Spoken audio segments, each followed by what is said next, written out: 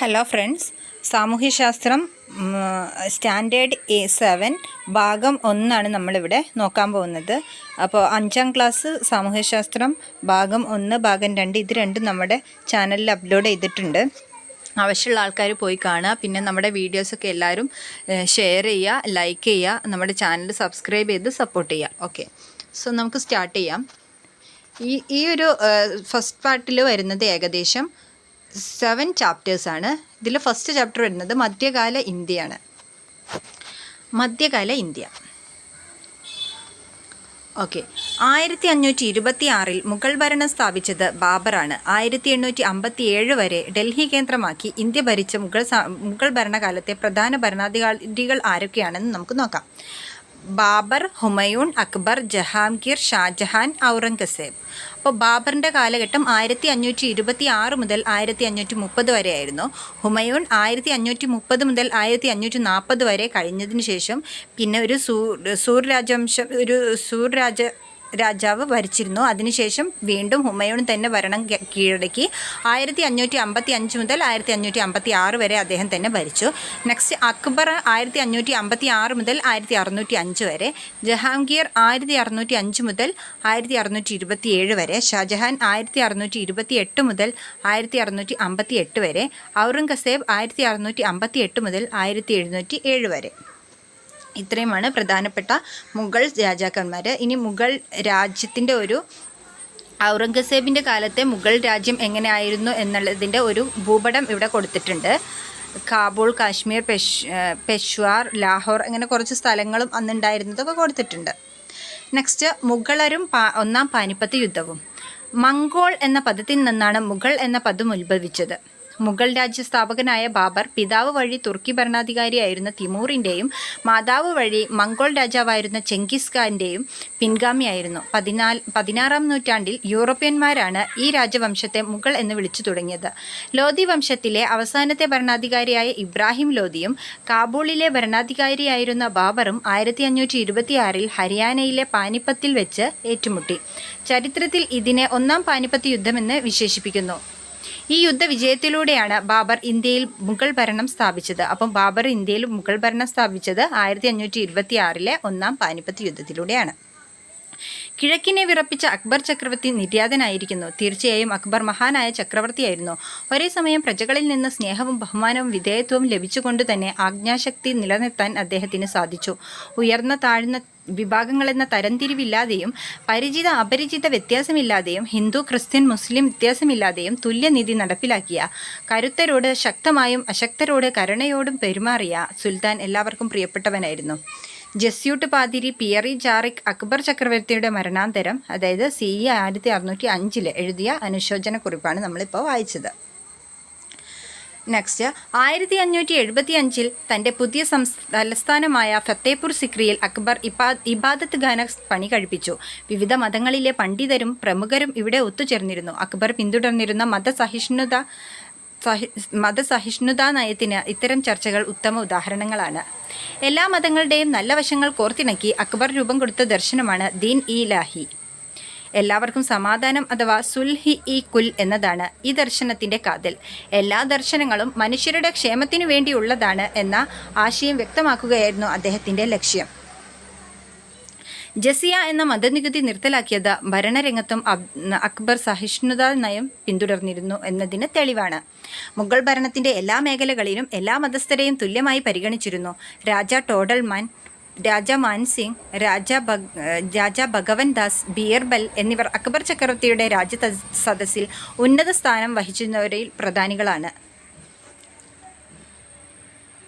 എൻ്റെ അനുയായികൾ മറ്റു വിഭാഗങ്ങളുമായി ശത്രുതയിൽ വർദ്ധിച്ചു സമയം പാഴാക്കരുത്. ഇതര മതസ്ഥരോടുള്ള ബന്ധത്തിൽ സുൽഹി ഇ കുൽ എന്ന ആശയം, അതായത് എല്ലാവർക്കും സമാധാനം എന്നാണ് സുൽഹി ഇ കുൽ എന്ന വാക്കിൻ്റെ അർത്ഥം, അനുവർത്തിക്കട്ടെ. മൃഗങ്ങളെ കൊല്ലുകയോ യുദ്ധസമയങ്ങളിലൊഴികെ ആയുധങ്ങൾ എടുക്കുകയോ ചെയ്യരുത്. അക്ബർ തൻ്റെ അനുയായികളോട് കൽപ്പിച്ചതായി മുഗൾ സുൽത്താനായിരുന്ന ജഹാംഗീർ തൻ്റെ ഓർമ്മക്കുറിപ്പായ തുസൂക്കി ജഹാംഗീറിയിൽ രേഖപ്പെടുത്തിയിട്ടുണ്ട്. അപ്പോൾ ജഹാംഗീറിൻ്റെ ഓർമ്മക്കുറിപ്പാണ് തുസൂക്കി ജഹാംഗീറി. ഇനി മുഗൾ സൈന്യം. മുഗൾ കാലഘട്ടത്തിൽ രാജ്യം വിപുലമാക്കുന്നതിനും വിസ്തൃതമാക്കപ്പെട്ട രാജ്യം നിലനിർത്തുന്നതിനും ശക്തമായ സൈന്യം ആവശ്യമായിരുന്നു. ഇതിനുവേണ്ടി അക്ബർ നടപ്പിലാക്കിയ സൈനിക സമ്പ്രദായമാണ് മാൻസബ്ദാരി.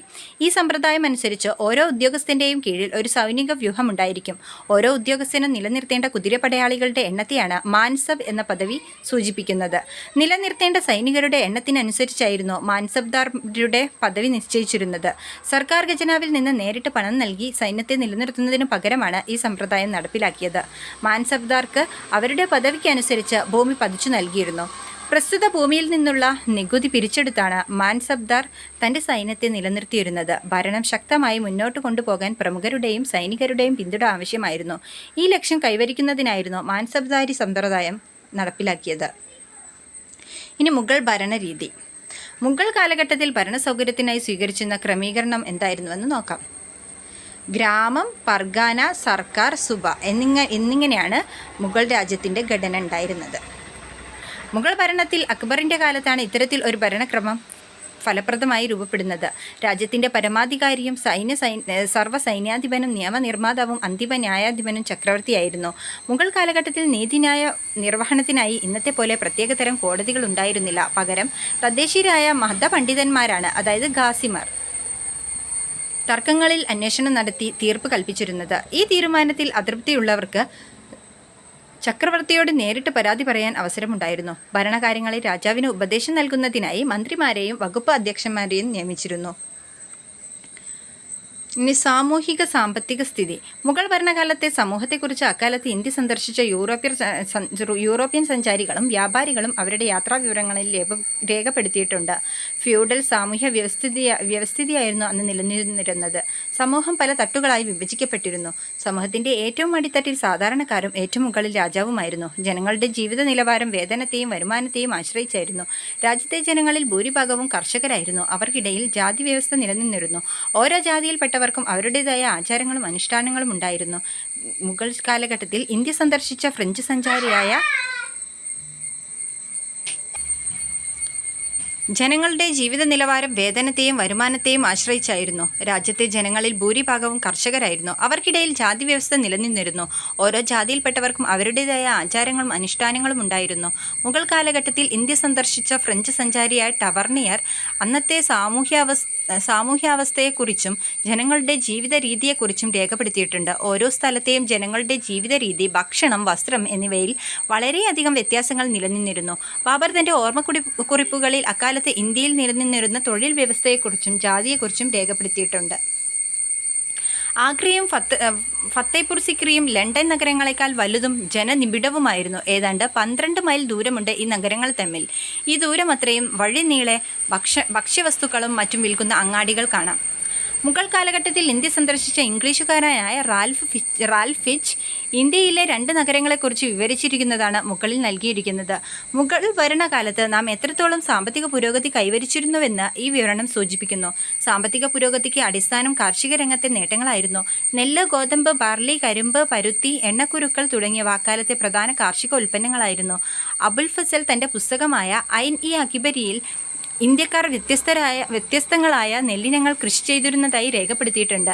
നികുതി കൊടുത്തിരുന്ന കാലം വരെ കർഷകനെ ഭൂമിയിൽ നിന്നും ഒഴിപ്പിച്ചിരുന്നില്ല. മുഗൾ കാലത്ത് സാങ്കേതിക വിദ്യകളുടെയും പുതിയ ഉപകരണങ്ങളുടെയും ഉപയോഗം കാർഷിക മേഖലയെ പുഷ്ടിപ്പെടുത്തി.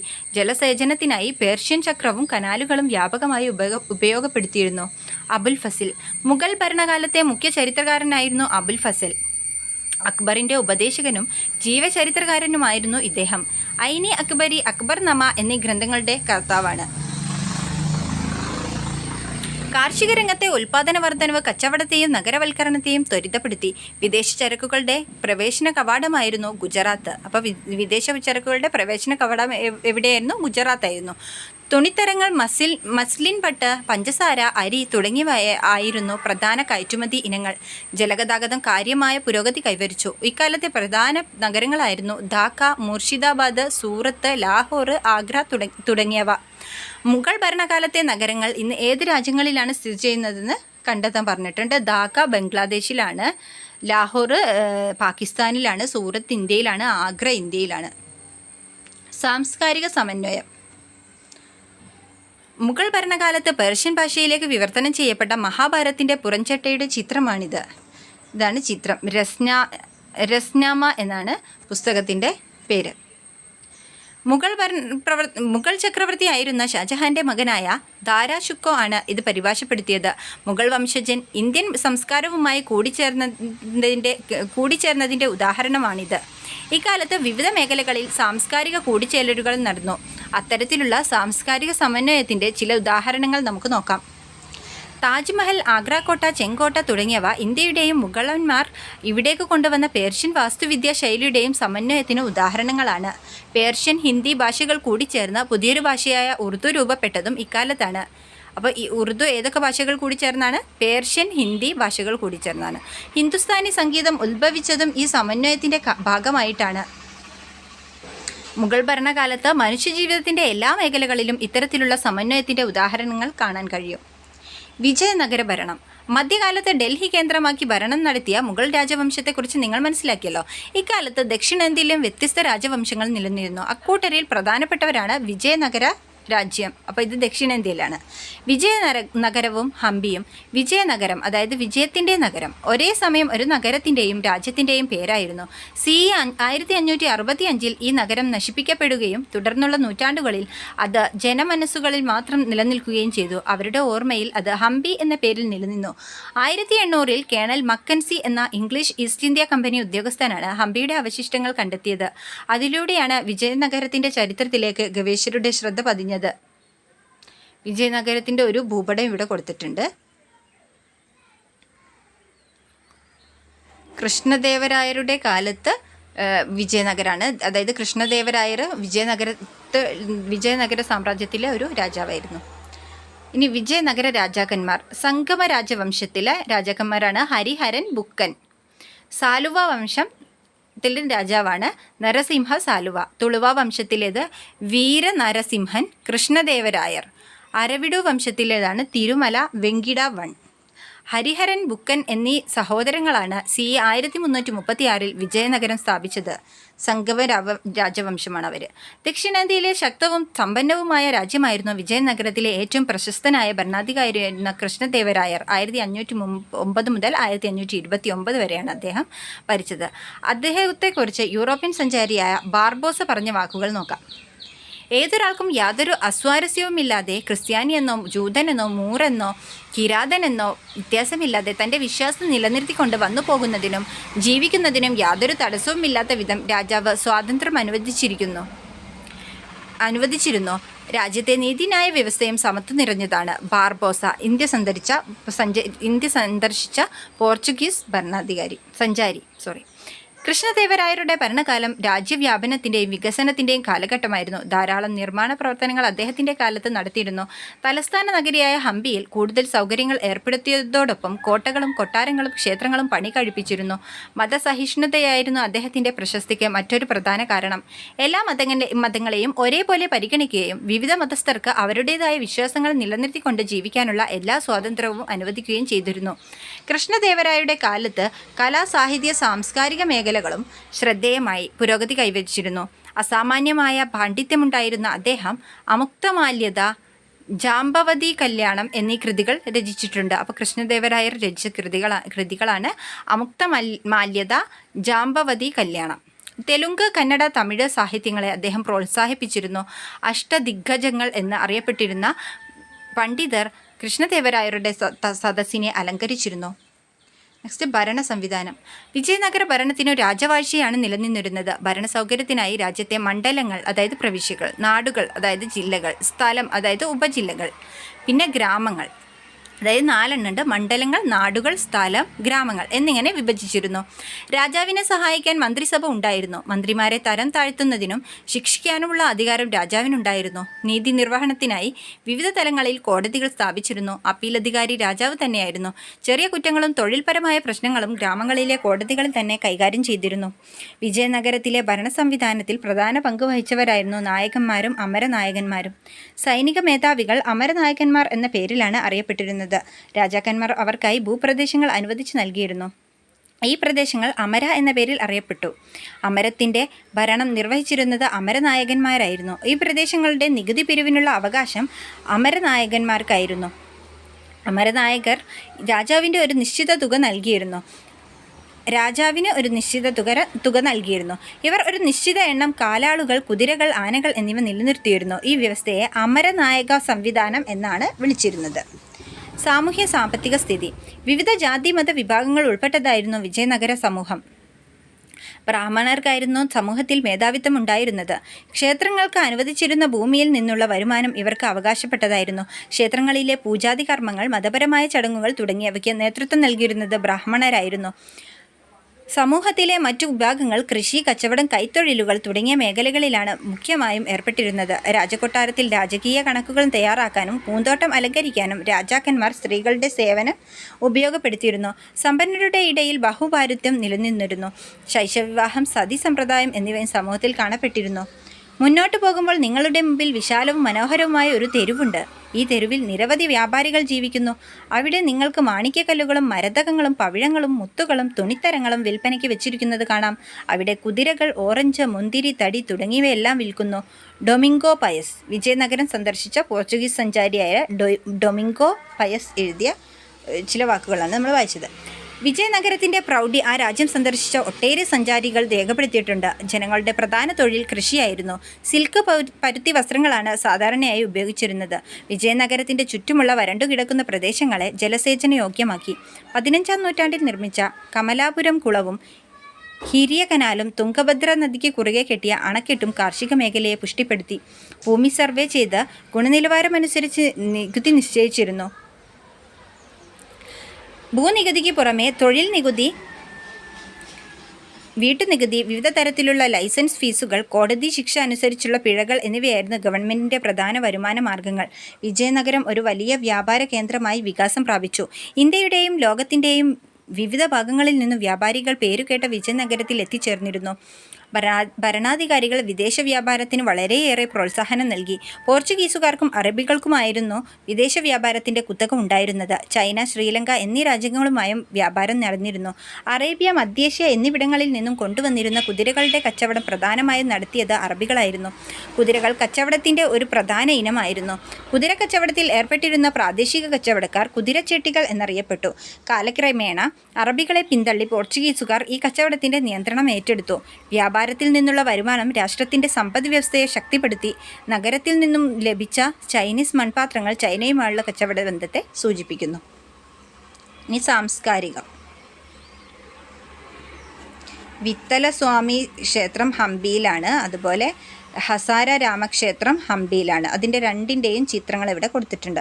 വിജയനഗര കാലഘട്ടത്തിൽ സാംസ്കാരിക രംഗവും വലിയ പുരോഗതി കൈവരിച്ചു. വേദങ്ങളുടെയും ശാസ്ത്രങ്ങളുടെയും പഠനത്തിനു വേണ്ടി നിരവധി പാഠശാലകൾ സ്ഥാപിച്ചിരുന്നു. കല, വാസ്തുവിദ്യ, ശില്പകല, സാഹിത്യം, സംഗീതം തുടങ്ങിയ മേഖലകളിൽ വിജയനഗര കാലത്ത് അഭൂതപൂർവമായ വളർച്ചയുണ്ടായി. കൃഷ്ണദേവരായ പോലെയുള്ള രാജാക്കന്മാർ കലയുടെയും സാഹിത്യത്തിൻ്റെയും സംരക്ഷകരായിരുന്നു. ദ്രാവിഡ ശില്പരീതിയാണ് അന്ന് കൂടുതലായും പ്രാബല്യത്തിലുണ്ടായിരുന്നത്. ഗോപുരങ്ങൾ എന്നറിയപ്പെടുന്ന ഭീമാകാരങ്ങളായ ക്ഷേത്ര കവാടങ്ങളാണ് വിജയനഗര ശില്പകലയുടെ മറ്റൊരു പ്രധാന സവിശേഷത. സാഹിത്യരംഗത്തും ഇക്കാലത്ത് വളരെയധികം പുരോഗതി കൈവരിച്ചു. തെലുങ്ക് സാഹിത്യമാണ് ഏറ്റവും കൂടുതൽ വികാസം പ്രാപിച്ചത്. കൂടാതെ നിരവധി സംസ്കൃത കൃതികൾ വിവിധ പ്രാദേശിക ഭാഷകളിലേക്ക് വിവർത്തനം ചെയ്യപ്പെട്ടതും ഈ കാലത്താണ്. ലോട്ടസ് മഹൽ ഹംപിയിലാണ്. അതുപോലെ വീരൂപാക്ഷ ക്ഷേത്രവും ഹംപിയിലാണ്. അത്രയേ ഉള്ളൂ ചാപ്റ്റർ. ആ ചാപ്റ്റർ കഴിഞ്ഞു. നെക്സ്റ്റ് സെക്കൻഡ് ചാപ്റ്റർ വരുന്നത് മധ്യകാല ഇന്ത്യ, സാംസ്കാരിക പ്രസ്ഥാനങ്ങൾ. തമിഴ് വരികൾ. കോനേറി വാഴും കുറുകായ് പിറപ്പേനെ എന്ന് പറഞ്ഞൊരു കുലശേഖര ആയ്വാരുടെ പെരുമാൾ തിരുമൊഴി എന്ന ഇതിലെ ഒരു വരികൾ തന്നിട്ടുണ്ട്. അതിൻ്റെ വിവർത്തനം നമുക്കൊന്ന് വായിക്കാം. തിരുവേങ്കട മലയിൽ ഒരു പ്രാവായി, അവിടുത്തെ കുളത്തിൽ ഒരു മീനായി, ഒരു ചെമ്പകമായി, മലയിൽ തൂണായി, ക്ഷേത്രത്തിലെ ഒരു പടിയായി എങ്കിലും ജനിച്ചാൽ മതി. 9-ാം നൂറ്റാണ്ടിൽ കേരളത്തിൽ ജീവിച്ചിരുന്ന കുലശേഖര ആഴ്വാർ എന്ന ഭക്തകവി രചിച്ച പെരുമാൾ തിരുമൊഴി എന്ന കൃതിയിലെ ഒരു ഭാഗമാണ് മുകളിൽ നൽകിയിരിക്കുന്നത്. ദൈവത്തിന് സമ്പൂർണ്ണമായി ജീവിതം സ്വയം സമർപ്പിക്കുന്നതെയാണ് ഭക്തി എന്ന് പറയുന്നത്. ഭക്തിയെ അടിസ്ഥാനമാക്കി ഉയർന്നു വന്ന ആശയങ്ങളും പ്രവർത്തനങ്ങളുമാണ് ഭക്തി പ്രസ്ഥാനം എന്നറിയപ്പെടുന്നത്. മധ്യകാലഘട്ടത്തിൽ ഇന്ത്യയിൽ നിന്നിരുന്ന യാഥാസ്ഥിതിക കാഴ്ചപ്പാടും ജാതി വ്യവസ്ഥയും ജനങ്ങൾക്കിടയിൽ വിവേചനം സൃഷ്ടിച്ചിരുന്നു. സാമൂഹ്യ വിവേചനം നേരിട്ടിരുന്ന ജനവിഭാഗങ്ങളിൽ ഭക്തി പ്രസ്ഥാനത്തിലേക്ക് ആകൃഷ്ടരായി. ക്രമേണ വ്യത്യസ്ത കാലങ്ങളിൽ ഇന്ത്യയിൽ വിവിധ ദർശനങ്ങളുടെയും അനുഷ്ഠാനങ്ങളുടെയും സമന്വയമുണ്ടായി. ഇപ്രകാരം മധ്യകാലഘട്ടത്തിൽ ഇന്ത്യയൊട്ടാകെ വ്യാപിച്ച 2 പ്രധാന സാംസ്കാരിക പ്രസ്ഥാനങ്ങളായ ഭക്തി, സൂഫി പ്രസ്ഥാനങ്ങളെക്കുറിച്ചാണ് നാം ഈ അധ്യായത്തിൽ ചർച്ച ചെയ്യുന്നത്. ദക്ഷിണേന്ത്യൻ ഭക്തി പ്രസ്ഥാനം. ഇഷ്ടദൈവത്തോടുള്ള അചഞ്ചലമായ ഭക്തിയെ സൂചിപ്പിക്കുന്ന ഗീതങ്ങളും കീർത്തനങ്ങളും രചിച്ചിരുന്ന ഭക്തകവികൾ ദക്ഷിണേന്ത്യയിൽ ജീവിച്ചിരുന്നു. ആയ്വാർമാർ എന്നറിയപ്പെട്ടിരുന്ന വിഷ്ണു ഭക്തരും നായനാർമാർ എന്നറിയപ്പെട്ടിരുന്ന ശിവഭക്തരുമാണ് ഈ കവികൾ. CE 7 മുതൽ 12-ാം നൂറ്റാണ്ടുകൾക്കിടയിൽ നിലനിന്നിരുന്ന ഈ പ്രസ്ഥാനത്തിൻ്റെ സവിശേഷതകൾ നോക്കാം. ദക്ഷിണേന്ത്യൻ ഭക്തി പ്രസ്ഥാനം. പ്രാദേശിക ഭാഷകളിൽ കീർത്തനങ്ങളുടെ രചനയും ആലാപനവും, ദൈവത്തോടുള്ള സ്നേഹവും സമർപ്പണവും, ഇഷ്ടദൈവത്തോടുള്ള അകമഴിഞ്ഞ ആരാധന, സ്ത്രീകൾക്ക് തുല്യമായ പങ്കാളിത്തം, ജാതി വ്യത്യാസമില്ലാതെ എല്ലാവർക്കും പ്രവേശനം. തമിഴ്നാട്ടിലാണ് ഭക്തി പ്രസ്ഥാനം ഒരു ജനകീയ പ്രസ്ഥാനമായി രൂപം കൊണ്ടത്. ആഴ്വാർമാരും നായനാർമാരും പ്രാദേശിക ഭാഷകളിൽ ഭക്തിഗാനങ്ങൾ ആലപിച്ച് ദേശസഞ്ചാരം നടത്തിയിരുന്നത് കൊണ്ട് ജനങ്ങൾക്കിടയിൽ ഭക്തി പ്രചരിച്ചു. അനാചാരങ്ങളും അസമത്വങ്ങളും ശക്തമായിരുന്ന അക്കാലത്ത് ഭക്തകവികളുടെ രചനകൾ സാധാരണക്കാരെ ഏറെ സ്വാധീനിച്ചു. സമൂഹത്തിൽ നിലനിന്നിരുന്ന അർത്ഥശൂന്യമായ ആചാരങ്ങൾ ചോദ്യം ചെയ്യപ്പെട്ടു. ജാതിഭേദമന്യേ സമൂഹത്തിലെ എല്ലാ വിഭാഗം ജനങ്ങളും ഭക്തി പ്രസ്ഥാനത്തിലേക്ക് ആകൃഷ്ടരായി. ആഴ്വാർമാരും നായനാർമാരും രചനകൾ ഹൈന്ദവ മതത്തെ കൂടുതൽ ജനകീയമാക്കി. ആഴ്വാർമാരുടെ രചനകൾ 4000 ദിവ്യപ്രബന്ധം എന്നും നായനാർമാരുടെ രചനകൾ തിരുമുറൈകൾ എന്നും അറിയപ്പെട്ടു. അപ്പോൾ ആഴ്വാർമാരുടെ രചനകളാണ് 4000 ദിവ്യപ്രബന്ധം, നായനാർമാരുടെ രചനകളാണ് തിരുമുറൈകൾ. ഇക്കാലത്ത് ധാരാളം ക്ഷേത്രങ്ങളും നിർമ്മിക്കപ്പെട്ടു. ഭക്തി പ്രസ്ഥാനത്തിലെ പ്രധാന കവികൾ ആരൊക്കെയാണെന്ന് നോക്കാം. ഭക്തി പ്രസ്ഥാനത്തിലെ പ്രധാന കവികൾ: വിഷ്ണു ഭക്തർ, അതായത് ആഴ്വാർമാരായ കവികളാണ്. കുലശേഖര ആഴ്വാർ, പെരിയാഴ്വാർ, നമ്മാഴ്വാർ, ആണ്ടാൾ. ശിവഭക്തർ, അതായത് നായനാർമാരാണ്. കാരയ്ക്കൽ അമ്മയാർ, അപ്പർ, സമ്പന്തർ, സുന്ദരർ, മാണിക്കവാസകർ. ഭക്തിപ്രസ്ഥാനം ക്രമേണ ഇന്ത്യയുടെ വിവിധ ഭാഗങ്ങളിലേക്ക് വ്യാപിക്കാൻ തുടങ്ങി. ബസവണ്ണ, കന്നഡ ദേശത്തെ മനുഷ്യസ്നേഹി. ബസവണ്ണ രൂപീകരിച്ച അനുഭവ മണ്ഡപം എന്ന ചർച്ചാവേദികളിൽ നടന്ന ഒരു ചർച്ചയുടെ ചിത്രീകരണമാണ് ചുവടെ കൊടുത്തിരിക്കുന്നത്. അപ്പോൾ അതിൽ പല കാര്യങ്ങൾ, ജന്മം കൊണ്ടും തൊഴിൽ കൊണ്ടും ആളുകളെ വേർതിരിക്കുന്നത് ശരിയാണോ, അങ്ങനെ പല ക്വസ്റ്റ്യനുകളാണ് ചെയ്യുന്നത്. അനുഭവ മണ്ഡപം. 12-ാം നൂറ്റാണ്ടിൽ ബസവണ്ണ സ്ഥാപിച്ച ആത്മീയ ചർച്ചാവേദിയാണ് അനുഭവ മണ്ഡപം. അല്ലമ പ്രഭു, അക്ക മഹാദേവി എന്നിവർ അനുഭവ മണ്ഡപത്തിൻ്റെ ചർച്ചകൾക്ക് നേതൃത്വം നൽകിയിരുന്നു. ജാതി, ലിംഗ വിവേചനം എന്നിവ പരിഗണിക്കാതെ എല്ലാവർക്കും ചർച്ചകളിൽ പങ്കെടുക്കാൻ അവസരം ലഭിച്ചിരുന്നു. ആത്മീയ ചർച്ചകൾക്കും അറിവ് പുതുക്കലിനുമായിട്ടാണ് ജനങ്ങൾ അനുഭവ മണ്ഡപത്തിൽ എത്തിയിരുന്നത്. ചർച്ചകളിൽ ഉയർന്നു വന്ന ആശയങ്ങളെ വചനങ്ങൾ എന്ന പേരിൽ ജനങ്ങളിലേക്ക് പകർന്നു നൽകി. 12-ാം നൂറ്റാണ്ടിൽ കന്നഡ ദേശത്ത് ജീവിച്ചിരുന്ന തത്വചിന്തകനും സാമൂഹ്യ പരിഷ്കർത്താവും കവിയുമായിരുന്ന ബസവണ്ണ സമൂഹത്തിൽ നിലനിന്നിരുന്ന സാമൂഹികവും മതപരവുമായ വിവേചനങ്ങളെ ജനങ്ങൾക്ക് മനസ്സിലാക്കി കൊടുക്കാൻ അദ്ദേഹം തീരുമാനിച്ചു. അവയെ തുടച്ചു നീക്കുവാനും പ്രയത്നിച്ചു. സ്വാതന്ത്ര്യം, സമത്വം, സാമൂഹ്യ നീതി എന്നിവയിൽ അധിഷ്ഠിതമായ കാഴ്ചപ്പാടാണ് ബസവണ്ണ മുന്നോട്ട് വെച്ചത്. അദ്ദേഹം സ്ഥാപിച്ച വീരശൈവ പ്രസ്ഥാനത്തിലൂടെയാണ് ഈ ആശയങ്ങൾ ഏകോപിപ്പിച്ചത്. വീരശൈവ പ്രസ്ഥാനത്തിൻ്റെ പ്രധാന പ്രവർത്തനങ്ങൾ ചുവടെ നൽകിയിരിക്കുന്നവയാണ്. ബ്രാഹ്മണ മേധാവിത്വത്തെയും വേദങ്ങളുടെ പ്രാമാണികത്തെയും ചോദ്യം ചെയ്തു. ജാതി വിവേചനത്തിനും സ്ത്രീ വിവേചനത്തിനുമെതിരെ ജനങ്ങളെ ബോധവൽക്കരിച്ചു. ഏകദൈവ വിശ്വാസം പ്രോത്സാഹിപ്പിച്ചു. തൊഴിലിൻ്റെയും അധ്വാനത്തിൻ്റെയും മഹത്വം ജനങ്ങളെ ബോധ്യപ്പെടുത്തി. ശൈശവ വിവാഹത്തെ എതിർക്കുകയും പ്രായപൂർത്തി വിവാഹ പുനർവിവാഹം എന്നിവ പ്രോത്സാഹിപ്പിക്കുകയും ചെയ്തു. വിധവാ പുനർവിവാഹം എന്നിവയെ പ്രോത്സാഹിപ്പിക്കുകയും ചെയ്തു. മനുഷ്യസ്നേഹം, സമത്വം ഉയർത്തിക്കാട്ടിയ ബസവണ്ണയുടെ സന്ദേശങ്ങൾ. ചിന്തയും പ്രവൃത്തിയും നന്നായാൽ രാഷ്ട്രം ഉയർച്ച നേടും. ഇതെല്ലാം ബസവണ്ണയുടെ സന്ദേശങ്ങളാണ്. ഏതു ജാതിയിൽപ്പെട്ടവരായാലും മനുഷ്യർക്കെല്ലാം അവകാശങ്ങൾ തുല്യമാണ്. ഈശ്വരാരാധനയ്ക്ക് ഇടനിലക്കാർ ആവശ്യമില്ല. പുനർജന്മമില്ല. ഈ ജന്മം ധന്യമാക്കി ജീവിക്കൂ. കബീർ, മാനവ മൈത്രിയുടെ പ്രചാരകൻ. അള്ളാ, രാമൻ, കരീം, കേശവ, ഹരി, ഹസ്രത്ത് എന്നിങ്ങനെ ദൈവത്തിനു വിളിപ്പേരുകളുണ്ട് അനവധി. പൊന്നുരക്കി പണിതതാം വളകൾ മോതിരങ്ങളും പൊന്നു താനല്ലയോ, വൈജാത്യങ്ങൾ നാം നിർമ്മിക്കും പദങ്ങളിൽ മാത്രം. അതായത് പൊന്ന് പല രൂപങ്ങളിലേക്ക് നമ്മൾ ഉപയോഗിക്കുന്നുണ്ട്, എന്നാൽ എല്ലാം പൊന്നല്ലേ. അതുപോലെ പല പേരുകളിൽ ദൈവങ്ങൾ അറിയപ്പെടുന്നുണ്ടെങ്കിലും എല്ലാ ദൈവവും ഒന്നാണെന്നാണ് ഈ വരികളിലൂടെ പറയുന്നത്. 15-ാം നൂറ്റാണ്ടിൽ വടക്കേ ഇന്ത്യയിൽ, ഇന്നത്തെ ഉത്തർപ്രദേശ്, ജീവിച്ചിരുന്ന ഭക്തി പ്രസ്ഥാനത്തിൻ്റെ പ്രചാരകനായിരുന്നു കബീർ എഴുതിയ വരികളാണിവ. ദോഹകൾ എന്നറിയപ്പെട്ടിരുന്ന ഇത്തരം കീർത്തനങ്ങളിലൂടെയാണ് കബീർ തൻ്റെ ആശയങ്ങൾ പ്രചരിപ്പിച്ചത്. സാധാരണക്കാർക്ക് മനസ്സിലാക്കാൻ കഴിയുന്ന ഭാഷയിൽ കീർത്തനങ്ങൾ രചിച്ചിരുന്നതിനാൽ കബീറിൻ്റെ ദോഹകൾ ജനങ്ങളെ ഏറെ ആകർഷിച്ചിരുന്നു. ഹിന്ദു മുസ്ലിം സാഹോദര്യത്തിനു വേണ്ടി പ്രവർത്തിച്ചിരുന്ന ആളായിരുന്നു കബീർ. ഒരേ മണ്ണുകൊണ്ടുണ്ടാക്കിയ 2 പാത്രങ്ങളാണ് ഹിന്ദുവും മുസൽമാനും എന്ന് അദ്ദേഹം ഓർമ്മിപ്പിച്ചു. ജാതി വ്യവസ്ഥ, തൊട്ടുകൂടായ്മ, പൂജകൾ, മരണാനന്തര ചടങ്ങുകൾ, വിഗ്രഹാരാധന തുടങ്ങിയവ അർത്ഥശൂന്യമാണെന്ന് അദ്ദേഹം വാദിച്ചു. ജാതി, മതം, വർണ്ണം, കുടുംബമഹിമ, സമ്പത്ത് തുടങ്ങിയവ അടിസ്ഥാനമാക്കിയുള്ള എല്ലാത്തരം വിവേചനങ്ങളെയും കബീർ വിമർശിച്ചു. ഭക്തി സൂഫി ആശയങ്ങൾ കബീറിൻ്റെ പ്രവർത്തനങ്ങളെ ഏറെ സ്വാധീനിച്ചിരുന്നു. മതപാരമ്പര്യങ്ങളെ അദ്ദേഹം പൂർണ്ണമായി നിരാകരിച്ചിരുന്നു. മതങ്ങളുടെ ബാഹ്യാരാധന ക്രമങ്ങളെയും അദ്ദേഹം അവഗണിച്ചു. അരൂപിയായ ദൈവത്തിൽ വിശ്വസിച്ചിരുന്ന കബീർ ഭക്തിയെ മോക്ഷമാർഗമായി പ്രചരിപ്പിക്കുകയും ചെയ്തിരുന്നു. തൻ്റെ ആശയങ്ങൾ പ്രചരിപ്പിക്കുന്നതിനായി അദ്ദേഹം ശിഷ്യരോടൊപ്പം നാടുകൾ തോറും സഞ്ചരിച്ചു. അപ്പോഴുണ്ടായ ചില അനുഭവങ്ങൾ കൂടി വായിക്കൂ. ഒരിക്കൽ ദുഃഖിതനായിരിക്കുന്ന ഒരു ഗ്രാമമുഖ്യനോട് കബീർ കാരണം അന്വേഷിച്ചു. അയാൾ പറഞ്ഞു, കർമ്മഫലം അല്ലാതെ എന്തു പറയാൻ? വസൂരി കാരണം ആളുകൾ മരിച്ചു വീഴുന്നു. പരിഹാരമായി മന്ത്രവാദം നടത്തണം. കബീർ പൊട്ടിച്ചിരിച്ചുകൊണ്ട് പറഞ്ഞു, രോഗശാന്തിക്ക് മന്ത്രവാദമോ? മന്ത്രവാദം കൊണ്ട് ഇതൊന്നും നേടാൻ കഴിയില്ല. ചികിത്സ കൊണ്ടേ രോഗം ഭേദമാകൂ.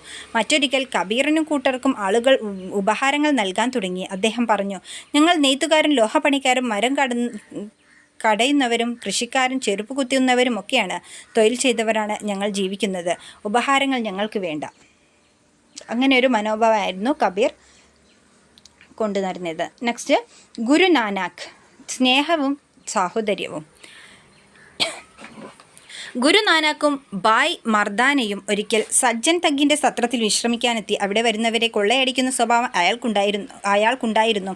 ഇത് മനസ്സിലാക്കിയ ഗുരു നാനാക്ക് രാത്രി വിശ്രമിക്കാൻ തയ്യാറായില്ല. പകരം അവർ ഗുരു നാനാക്ക് തന്നെ രചിച്ച പ്രാർത്ഥനാഗാനമായ ഷാബാദ് ആലപിക്കാൻ തുടങ്ങി. മറ്റുള്ളവരുടെ സമ്പത്ത് കൊള്ളയടിക്കുന്നത് അന്യായമാണ് എന്നർത്ഥം വരുന്ന വരികളായിരുന്നു ചൊല്ലിയത്. പാട്ടിൻ്റെ വരികൾ കേട്ടപ്പോൾ സജ്ജൻ തഗ്ഗിന് തൻ്റെ തെറ്റ് മനസ്സിലായി. അയാൾ ഗുരുവിനോട് ക്ഷമ ചോദിച്ചു. മോഷ്ടിച്ച പണമെല്ലാം ദരിദ്രർക്ക് നൽകാനും സത്യസന്ധമായി ജീവിക്കാനും ഗുരു നാനാക്ക് ഉപദേശിച്ചു.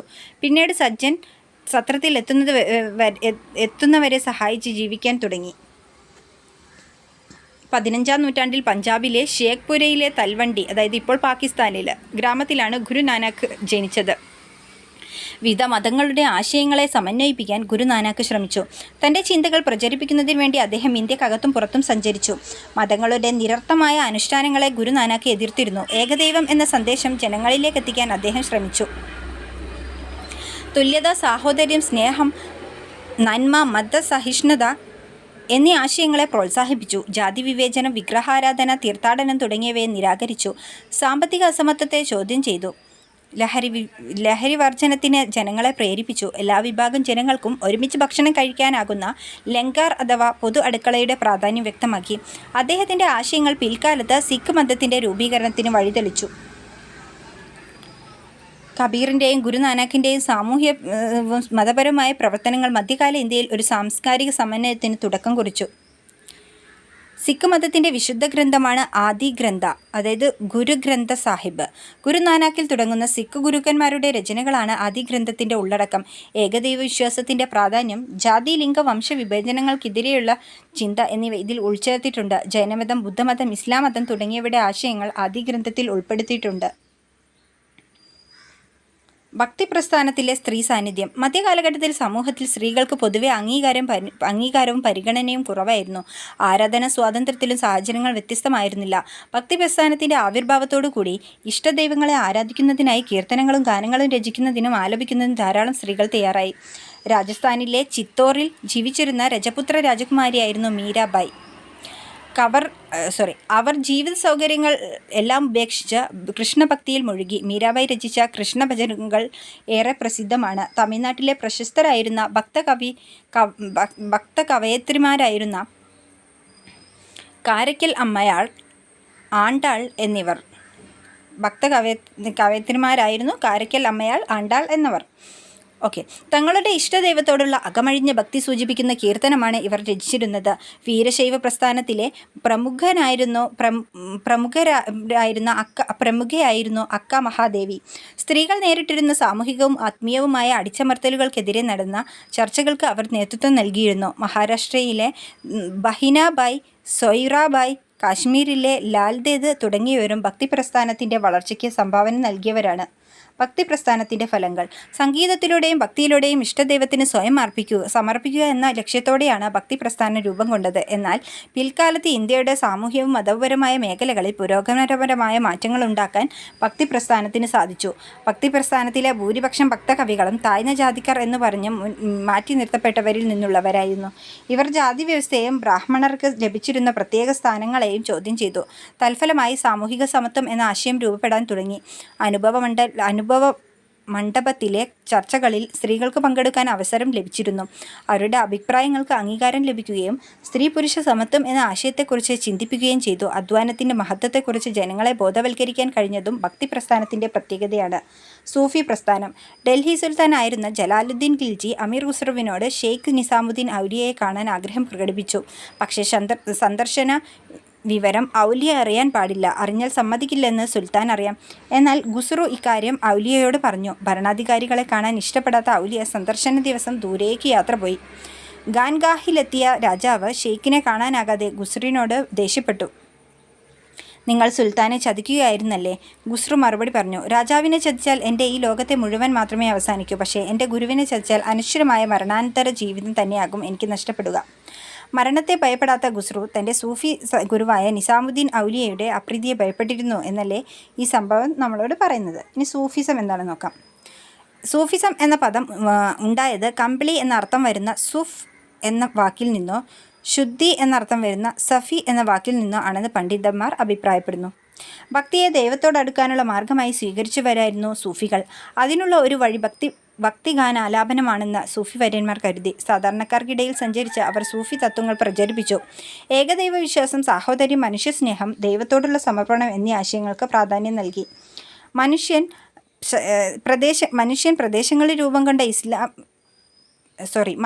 പ്രദേശങ്ങളിൽ രൂപം കൊണ്ട ഇസ്ലാമിക ഭക്തി പ്രസ്ഥാനമാണ് സൂഫിസം. ഇവിടങ്ങളിലെ ഭരണാധികാരികൾ സമ്പത്ത്, അധികാരം, ആഡംബര ജീവിതം തുടങ്ങിയ ലൗകിക കാര്യങ്ങൾ കൂടുതൽ ശ്രദ്ധിക്കാൻ തുടങ്ങി. ഇത്തരം പ്രവണതകൾക്കെതിരെയാണ് സൂഫി പ്രസ്ഥാനം ഉയർന്നു വന്നത്. 12-ാം നൂറ്റാണ്ടോടെ ഇന്ത്യയിലേക്ക് സൂഫി പ്രസ്ഥാനം എത്തിച്ചേർന്നു. സിൽസിലകൾ എന്നറിയപ്പെടുന്ന 12 സൂഫി വിഭാഗങ്ങളിൽ ചിസ്തി, സുഹ്റാവർദി എന്നീ സിൽസിലകളായിരുന്നു ഇന്ത്യയിൽ എത്തിച്ചേർന്നത്. ആത്മീയ വിജയത്തിന് പ്രാധാന്യം നൽകി ആഡംബര ജീവിതത്തിൽ നിന്ന് ഒഴിഞ്ഞു നിന്നവരാണ് സൂഫി ഗുരുക്കന്മാർ. സൂഫി ഗുരുവിനെ പീർ അഥവാ ഷെയ്ഖ് എന്നും അനുയായികളെ മുരീദ് എന്നും വിളിച്ചിരുന്നു.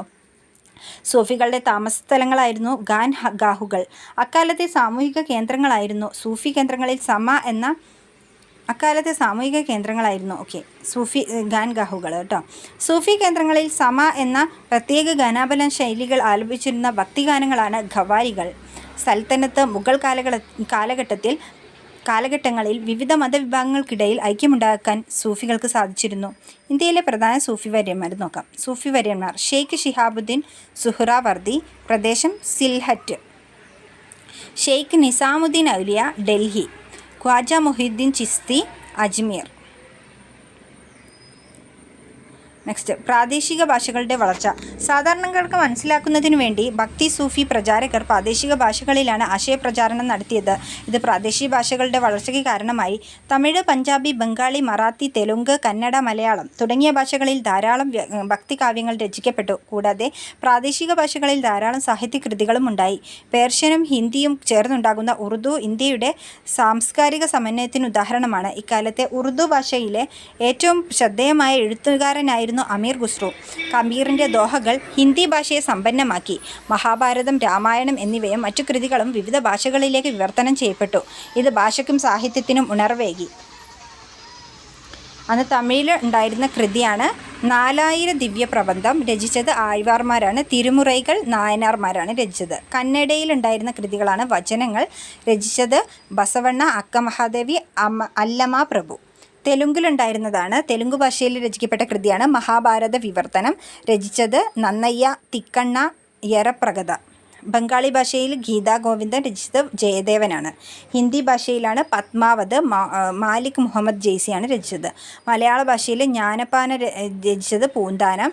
അധ്യാത്മരാമായണം കിളിപ്പാട്ട് രചിച്ചത് തുഞ്ചത്ത് രാമാനുജൻ എഴുത്തച്ഛൻ. മുഹീദ്ദീൻ മാല രചിച്ചത് ഗാസി മുഹമ്മദ്. ഭക്തി സൂഫി ആശയങ്ങളുടെ സ്വാധീനം. ഭക്തി സൂഫി പ്രസ്ഥാനങ്ങളുടെ ഫലപ്രദമായി സമൂഹത്തിലുണ്ടായ മാറ്റങ്ങൾ എന്തൊക്കെയാണ്? മതസഹിഷ്ണുത, ജാതി വിവേചനത്തിനെതിരെയുള്ള മനോഭാവം, അടിച്ചേൽപ്പിക്കപ്പെട്ട ആചാരങ്ങളെ ചോദ്യം ചെയ്യാനുള്ള മനോഭാവം. മധ്യകാലഘട്ടത്തിൽ ഇന്ത്യൻ സമൂഹത്തിൽ പൊതുവെ കടുത്ത ഉച്ചനീചത്വങ്ങളും സാമൂഹിക അസമത്വങ്ങളും നിലനിന്നിരുന്നു. അക്കാലത്തെ രാഷ്ട്രീയ സാമൂഹികാവസ്ഥകളെയും കുറിച്ച് മുൻ അധ്യായങ്ങളിൽ ചർച്ച ചെയ്തല്ലോ. ഈ സാഹചര്യത്തിൽ മനുഷ്യരെ ഒരുമിപ്പിച്ച് സംഘർഷങ്ങൾ കുറച്ച് സമാധാനാന്തരീക്ഷം സൃഷ്ടിക്കുന്നതിന് ഭക്തി സൂഫി പ്രസ്ഥാനങ്ങൾ വലിയ പങ്ക് വഹിച്ചിട്ടുണ്ട്. വ്യത്യസ്ത മതങ്ങളിലെ ആശയങ്ങൾ സാധാരണക്കാരിലേക്ക് എത്തിക്കാൻ ഈ പ്രസ്ഥാനങ്ങൾക്ക് കഴിഞ്ഞു. വിവിധ ജാതി മത വിഭാഗങ്ങളിൽ ഉൾപ്പെട്ടിരുന്ന ജനങ്ങൾക്ക് സഹവർത്തിത്വത്തോടെ കഴിയാൻ ഭക്തി സൂഫി ആശയങ്ങളുടെ സ്വാധീനം സഹായകമായി. ആധുനിക ഇന്ത്യൻ സമൂഹത്തിൻ്റെ മുഖമുദ്രകളായ സാമുദായിക സൗഹാർദ്ദം, നാനാത്വത്തിൽ ഏകത്വം, സാഹോദര്യം, തുല്യത, ബഹുസ്വരത തുടങ്ങിയ ഭക്തി സൂഫി ആശയങ്ങളുടെ പ്രേരണകളിൽ നിന്ന് രൂപം കൊണ്ടവയാണ്. അപ്പോൾ സെക്കൻഡ് ചാപ്റ്റർ കഴിഞ്ഞു.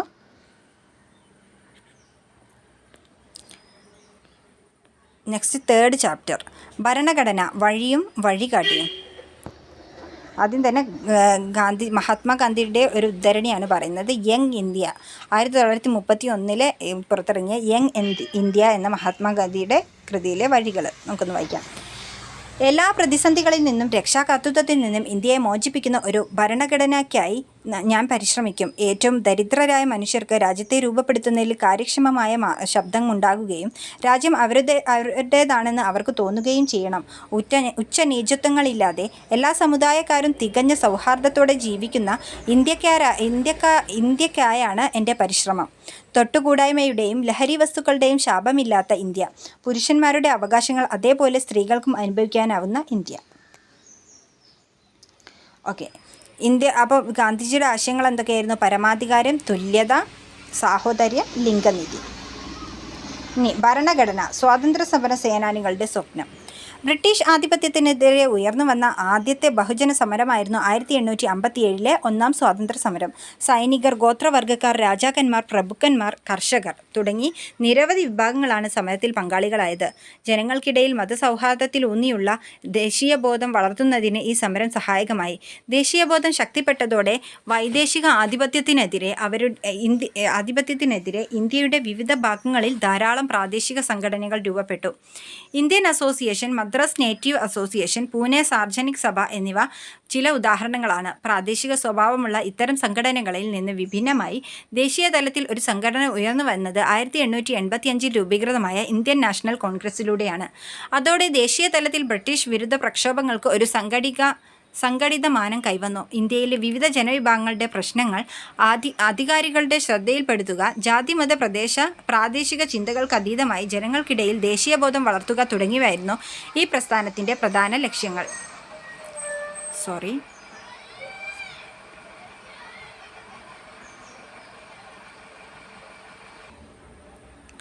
വിദേശഭരണം അവസാനിപ്പിക്കുക എന്നതു മാത്രമല്ല, മെച്ചപ്പെട്ട സാമൂഹിക രാഷ്ട്രീയ ജീവിതം ഓരോ ഇന്ത്യക്കാരനും ഉറപ്പാക്കുക എന്നതും സ്വാതന്ത്ര്യസമര പ്രസ്ഥാനത്തിൻ്റെ പ്രധാന ലക്ഷ്യങ്ങളിലൊന്നായിരുന്നു. സമരത്തിൻ്റെ ഓരോ ഘട്ടത്തിലും മിത തീവ്ര ദേശീയവാദം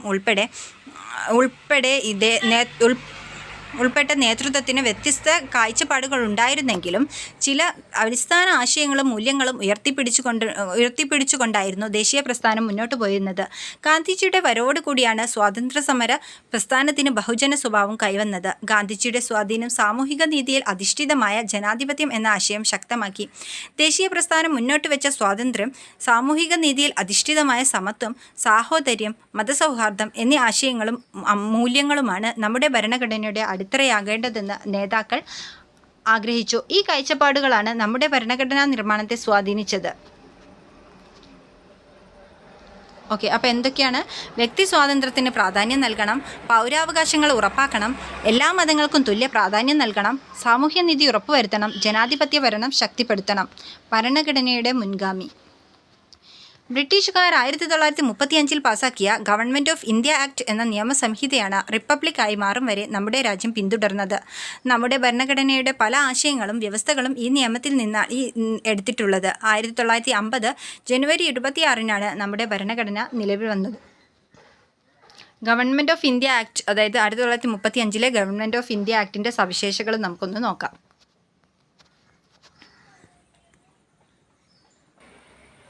6 പ്രവിശ്യകളിൽ ദ്വിമണ്ഡല സഭകൾ വേണം. കേന്ദ്രത്തിൽ ദ്വിമണ്ഡല സഭ 320 വിഭാഗങ്ങളും 321 വിഭാഗങ്ങളും 10 പട്ടികകളുമാണ് ഗവൺമെൻറ് ഓഫ് ഇന്ത്യ ആക്റ്റിലുണ്ടായിരുന്നത്. ദുർബല വിഭാഗങ്ങൾ, സ്ത്രീകൾ, തൊഴിലാളികൾ എന്നിവർക്ക് പ്രത്യേക മണ്ഡലങ്ങൾ വേണം എന്ന ആശയം. കേന്ദ്രത്തിനും അന്നത്തെ പ്രവിശ്യകൾക്കുമായി അധികാരം വിഭജിച്ചു. ഇനി ഭരണഘടനാ നിർമ്മാണത്തിലേക്ക്. 1946 അധികാര കൈമാറ്റം ചർച്ച ചെയ്യുന്നതിനായി ഇന്ത്യയെ സന്ദർശിച്ച ക്യാബിനറ്റ് മിഷന്റെ പ്രധാന നിർദ്ദേശങ്ങളിലൊന്നായിരുന്നു സ്വതന്ത്ര ഇന്ത്യക്കായുള്ള ഒരു നിയമസംഹിത. ഈ ലക്ഷ്യം മുൻനിർത്തിയാണ് ഭരണഘടനാ നിർമ്മാണ സഭ രൂപീകൃതമാകുന്നത്. ഭരണഘടനാ നിർമ്മാണ സഭയുടെ പ്രത്യേകതകൾ നോക്കാം. നിർമ്മാണ കാലയളവ് 2 വർഷം 11 മാസം 17 ദിവസം. ഇത് എപ്പോഴും PSC ക്വസ്റ്റ്യൻ ചോദിക്കുന്നതാണ്. 2 വർഷം 11 മാസം 17 ദിവസം. ആദ്യ സമ്മേളനം 1946 ഡിസംബർ 9-നാണ്. തിരഞ്ഞെടുക്കപ്പെട്ട അധ്യക്ഷൻ ഡോക്ടർ രാജേന്ദ്ര പ്രസാദാണ്. Drafting committee chairman doctor BR അംബേദ്കറാണ്. നിലവിൽ വന്നത് 1950 ജനുവരി 26. അന്നാണ് ഇന്ത്യ റിപ്പബ്ലിക്കായി എന്ന് പറയാം. ഭരണഘടന അംഗീകരിച്ച് ഒപ്പുവെച്ചത് 1949 നവംബർ 26-നാണ്. ഡോക്ടർ BR അംബേദ്കർ കുറ്റമറ്റ ഭരണഘടനയ്ക്കായി. ലോകത്തിലെ ഏറ്റവും മികച്ച ഒന്നാകണം നമ്മുടെ ഭരണഘടന എന്ന ആഗ്രഹം അത് എഴുതി തയ്യാറാക്കിയ നിയോഗിക്കപ്പെട്ട ഭരണഘടനാ നിർമ്മാണ സഭയ്ക്ക് ഉണ്ടായിരുന്നു. നമ്മുടെ ഭരണഘടനയുടെ ഭരണഘടനയുടെ ശില്പിയായ ഡോക്ടർ BR അംബേദ്കർ 60ഓളം രാജ്യങ്ങളിലെ ഭരണഘടനകൾ വിശദ പഠനത്തിന് വിധേയമാക്കുകയുണ്ടായി. മറ്റ് രാജ്യങ്ങളിൽ രൂപപ്പെട്ട ഭരണഘടനയുടെ നല്ല വശങ്ങൾ നമ്മുടെ ഭരണഘടനയ്ക്ക് സ്വീകരിക്കുകയായിരുന്നു അദ്ദേഹത്തിൻ്റെ ഉദ്ദേശ്യം. ഇന്ത്യക്കുള്ള വൈവിധ്യം, ചരിത്ര പാരമ്പര്യം, സംസ്കാരം തുടങ്ങിയ കാര്യങ്ങൾ കൂടി പരിഗണിച്ചാണ് വിദേശ ഭരണഘടനയിലെ ആശയങ്ങൾ നാം സ്വീകരിച്ചിരിക്കുന്നത്. സവിശേഷതകൾ ഒട്ടേറെ. ലോകത്തെ ഏറ്റവും വലിയ എഴുതപ്പെട്ട ഭരണഘടനയാണ് ഇന്ത്യയുടേത്. 1950 ജനുവരി 26-ന് നിലവിൽ വന്ന നമ്മുടെ ഭരണഘടനയിൽ 22 ഭാഗങ്ങളും 395 അനുച്ഛേദങ്ങളും 8 പട്ടികകളും ഉണ്ടായിരുന്നു. അപ്പം ആദ്യം നിലവിൽ വന്ന സമയത്ത് 22 ഭാഗങ്ങളുണ്ടായിരുന്നു, 395 അനുച്ഛേദങ്ങൾ ഉണ്ടായിരുന്നു, 8 പട്ടികകളും ഉണ്ടായിരുന്നു. ഭരണഘടനയുടെ പ്രത്യേകതകൾ നോക്കാം. പാർലമെന്ററി ജനാധിപത്യ ഭരണം, അതായത് രാജ്യത്തെ ഭരണാധികാരികളെ നിയമനിർമ്മാണ സഭകൾ നിയന്ത്രിക്കുന്നു. ജനങ്ങളുടെ പരമാധികാരം, അതായത് രാഷ്ട്രത്തിൻ്റെ എല്ലാ അധികാരങ്ങളും ഉദ്ഭവിക്കുന്നത് ജനങ്ങളിൽ നിന്നാണ്. മൗലികാവകാശങ്ങൾ, ഓരോ വ്യക്തിക്കും രാഷ്ട്രം ഉറപ്പുവരുത്തേണ്ട ചില അടിസ്ഥാന അവകാശങ്ങളാണ് മൗലികാവകാശങ്ങൾ. മൗലിക കടമകൾ, ഓരോ വ്യക്തിയും രാഷ്ട്രത്തോടും സമൂഹത്തോടും പാലിക്കേണ്ട ഉത്തരവാദിത്തങ്ങളാണ് മൗലിക കടമകൾ. മാർഗനിർദ്ദേശക തത്വങ്ങൾ, സാമൂഹിക സാമ്പത്തിക അവകാശങ്ങൾ ഉറപ്പുവരുത്തുന്നതിനായി രാഷ്ട്രത്തിന് നൽകിയിരിക്കുന്ന നിർദ്ദേശങ്ങളാണിത്.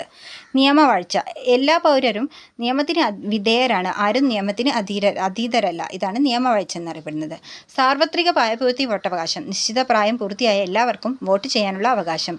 സ്വതന്ത്രവും നിഷ്പക്ഷവുമായ നീതിന്യായ വ്യവസ്ഥ, നിയമനിർമ്മാണ കാര്യനിർവഹണ വിഭാഗങ്ങളിൽ നിന്നും സ്വതന്ത്രമാക്കപ്പെട്ട കോടതി സംവിധാനമാണ് ഇതുകൊണ്ട് ഉദ്ദേശിക്കുന്നത്.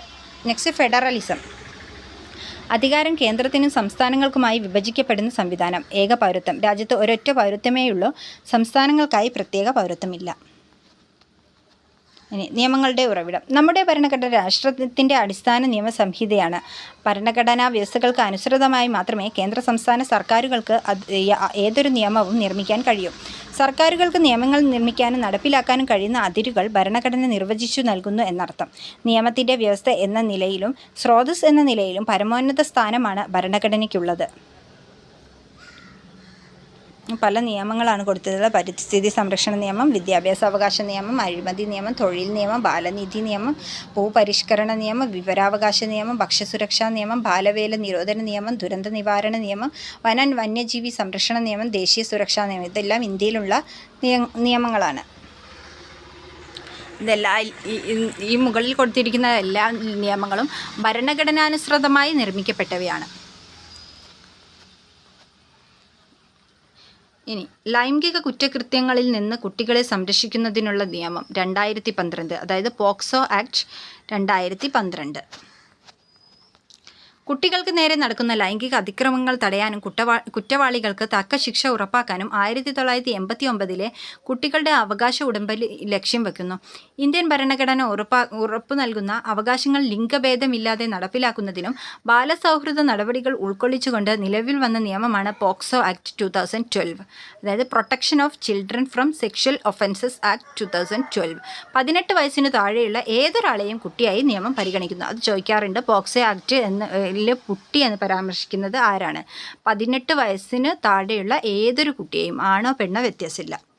ഭയരഹിതമായും സുരക്ഷിതമായും സമൂഹത്തിൽ ജീവിക്കുവാൻ ഓരോ കുട്ടിക്കും അവകാശമുണ്ട്. അസ്വസ്ഥത ഉളവാക്കുന്നതും സുരക്ഷിതമല്ലാത്തതുമായ സ്പർശനം, നോട്ടം, പ്രവൃത്തി മുതലായവ ഏത് വ്യക്തിയിൽ നിന്നുണ്ടായാലും അവ തിരിച്ചറിയുവാൻ കഴിയണം. ഇത്തരം പ്രവൃത്തികളോട് അരുത് എന്ന്, അതായത് നോ എന്ന് പറയാനും അകറ്റി നിർത്താനും അധികാരികളോട് പരാതിപ്പെടാനും ശ്രദ്ധ പുലർത്തണം. ലൈംഗികാതിക്രമ കേസുകൾ ഉണ്ടായാൽ അവ റിപ്പോർട്ട് ചെയ്യേണ്ടത് വകുപ്പ് 19 പ്രകാരം സ്പെഷ്യൽ ജുവനൈൽ പോലീസ് യൂണിറ്റോ ലോക്കൽ പോലീസോ ആണെന്ന് നിയമത്തിൽ വിവരിക്കുന്നു. അപ്പോൾ ആരാണ് ഈ പോക്സോ കേസ് റിപ്പോർട്ട് ചെയ്യേണ്ടത്? സ്പെഷ്യൽ ജുവനൈൽ പോലീസ് യൂണിറ്റോ അല്ലെങ്കിൽ ലോക്കൽ പോലീസോ ആണ്. പോക്സോ കേസുകൾ കൈകാര്യം ചെയ്യുന്ന ഉദ്യോഗസ്ഥർ ചൈൽഡ് വെൽഫെയർ ഓഫീസർ, അതായത് CWPO എന്നറിയപ്പെടുന്നു. കേരള സംസ്ഥാന ബാലാവകാശ സംരക്ഷണ കമ്മീഷൻ പോക്സോ നിയമത്തിൻ്റെ 44-ാം വകുപ്പ് പ്രകാരം നിരീക്ഷണ സംവിധാനം, അതായത് പോക്സോ മോണിറ്ററിംഗ് സെൽ ഒരുക്കിയിട്ടുണ്ട്.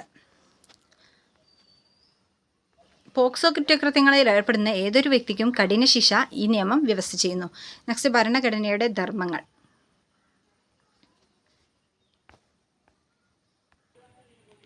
ഭരണഘടനയുടെ ധർമ്മങ്ങൾ എന്തൊക്കെയാണെന്ന് നോക്കാം. പൗരരുടെ അവകാശങ്ങളും കടമകളും സ്ഥാപിക്കുന്നു. രാജ്യത്തെ എല്ലാ ഭരണ സംവിധാനങ്ങളും ഭരണഘടനയ്ക്ക് വിധേയമായാണ് പ്രവർത്തിക്കുന്നത് എന്ന് ഉറപ്പുവരുത്തുന്നു. നാനാത്വത്തിൽ ഏകത്വം സംരക്ഷിക്കുന്നു. ഗവൺമെൻറ്റിൻ്റെ അധികാരങ്ങളും പരിമിതികളും വ്യക്തമാക്കുന്നു. രാജ്യത്തിന് ദിശാബോധം നൽകുന്ന അടിസ്ഥാന രേഖയായി നിലകൊള്ളുന്നു. രാജ്യത്തിൻ്റെ അടിസ്ഥാന മൂല്യങ്ങളും ആദർശങ്ങളും നിർവചിക്കുന്നു. സ്വേച്ഛാധിപത്യത്തിനും അധികാര ദുർവിനിയോഗത്തിനും എതിരായ സംരക്ഷണ കവചമായി വർത്തിക്കുന്നു. നെക്സ്റ്റ്, ചില ഭേദഗതികളെക്കുറിച്ച് പറയുന്നുണ്ട്. 1950 ജനുവരി 26 ഇന്ത്യൻ ഭരണഘടന നിലവിൽ വന്നു.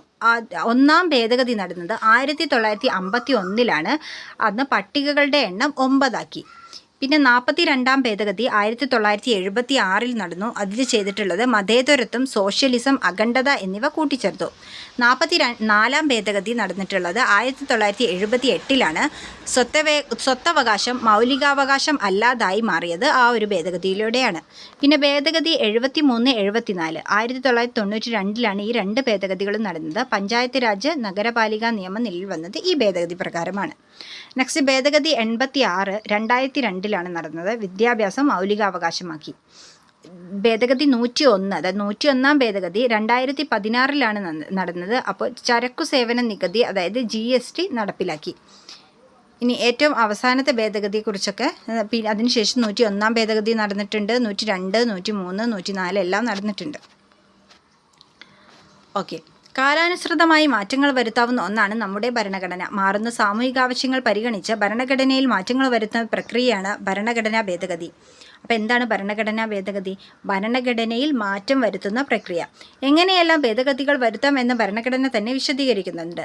368-ാം വകുപ്പ് പ്രകാരം ഭരണഘടന ഭേദഗതി ചെയ്യാനുള്ള അധികാരം പാർലമെൻറ്റിനാണ്. എന്നാൽ ഭരണഘടനയുടെ അടിസ്ഥാന ഘടന ഭേദഗതി ചെയ്യാൻ പാടുള്ളതല്ല. അടിത്തറ ഇളക്കരുത്.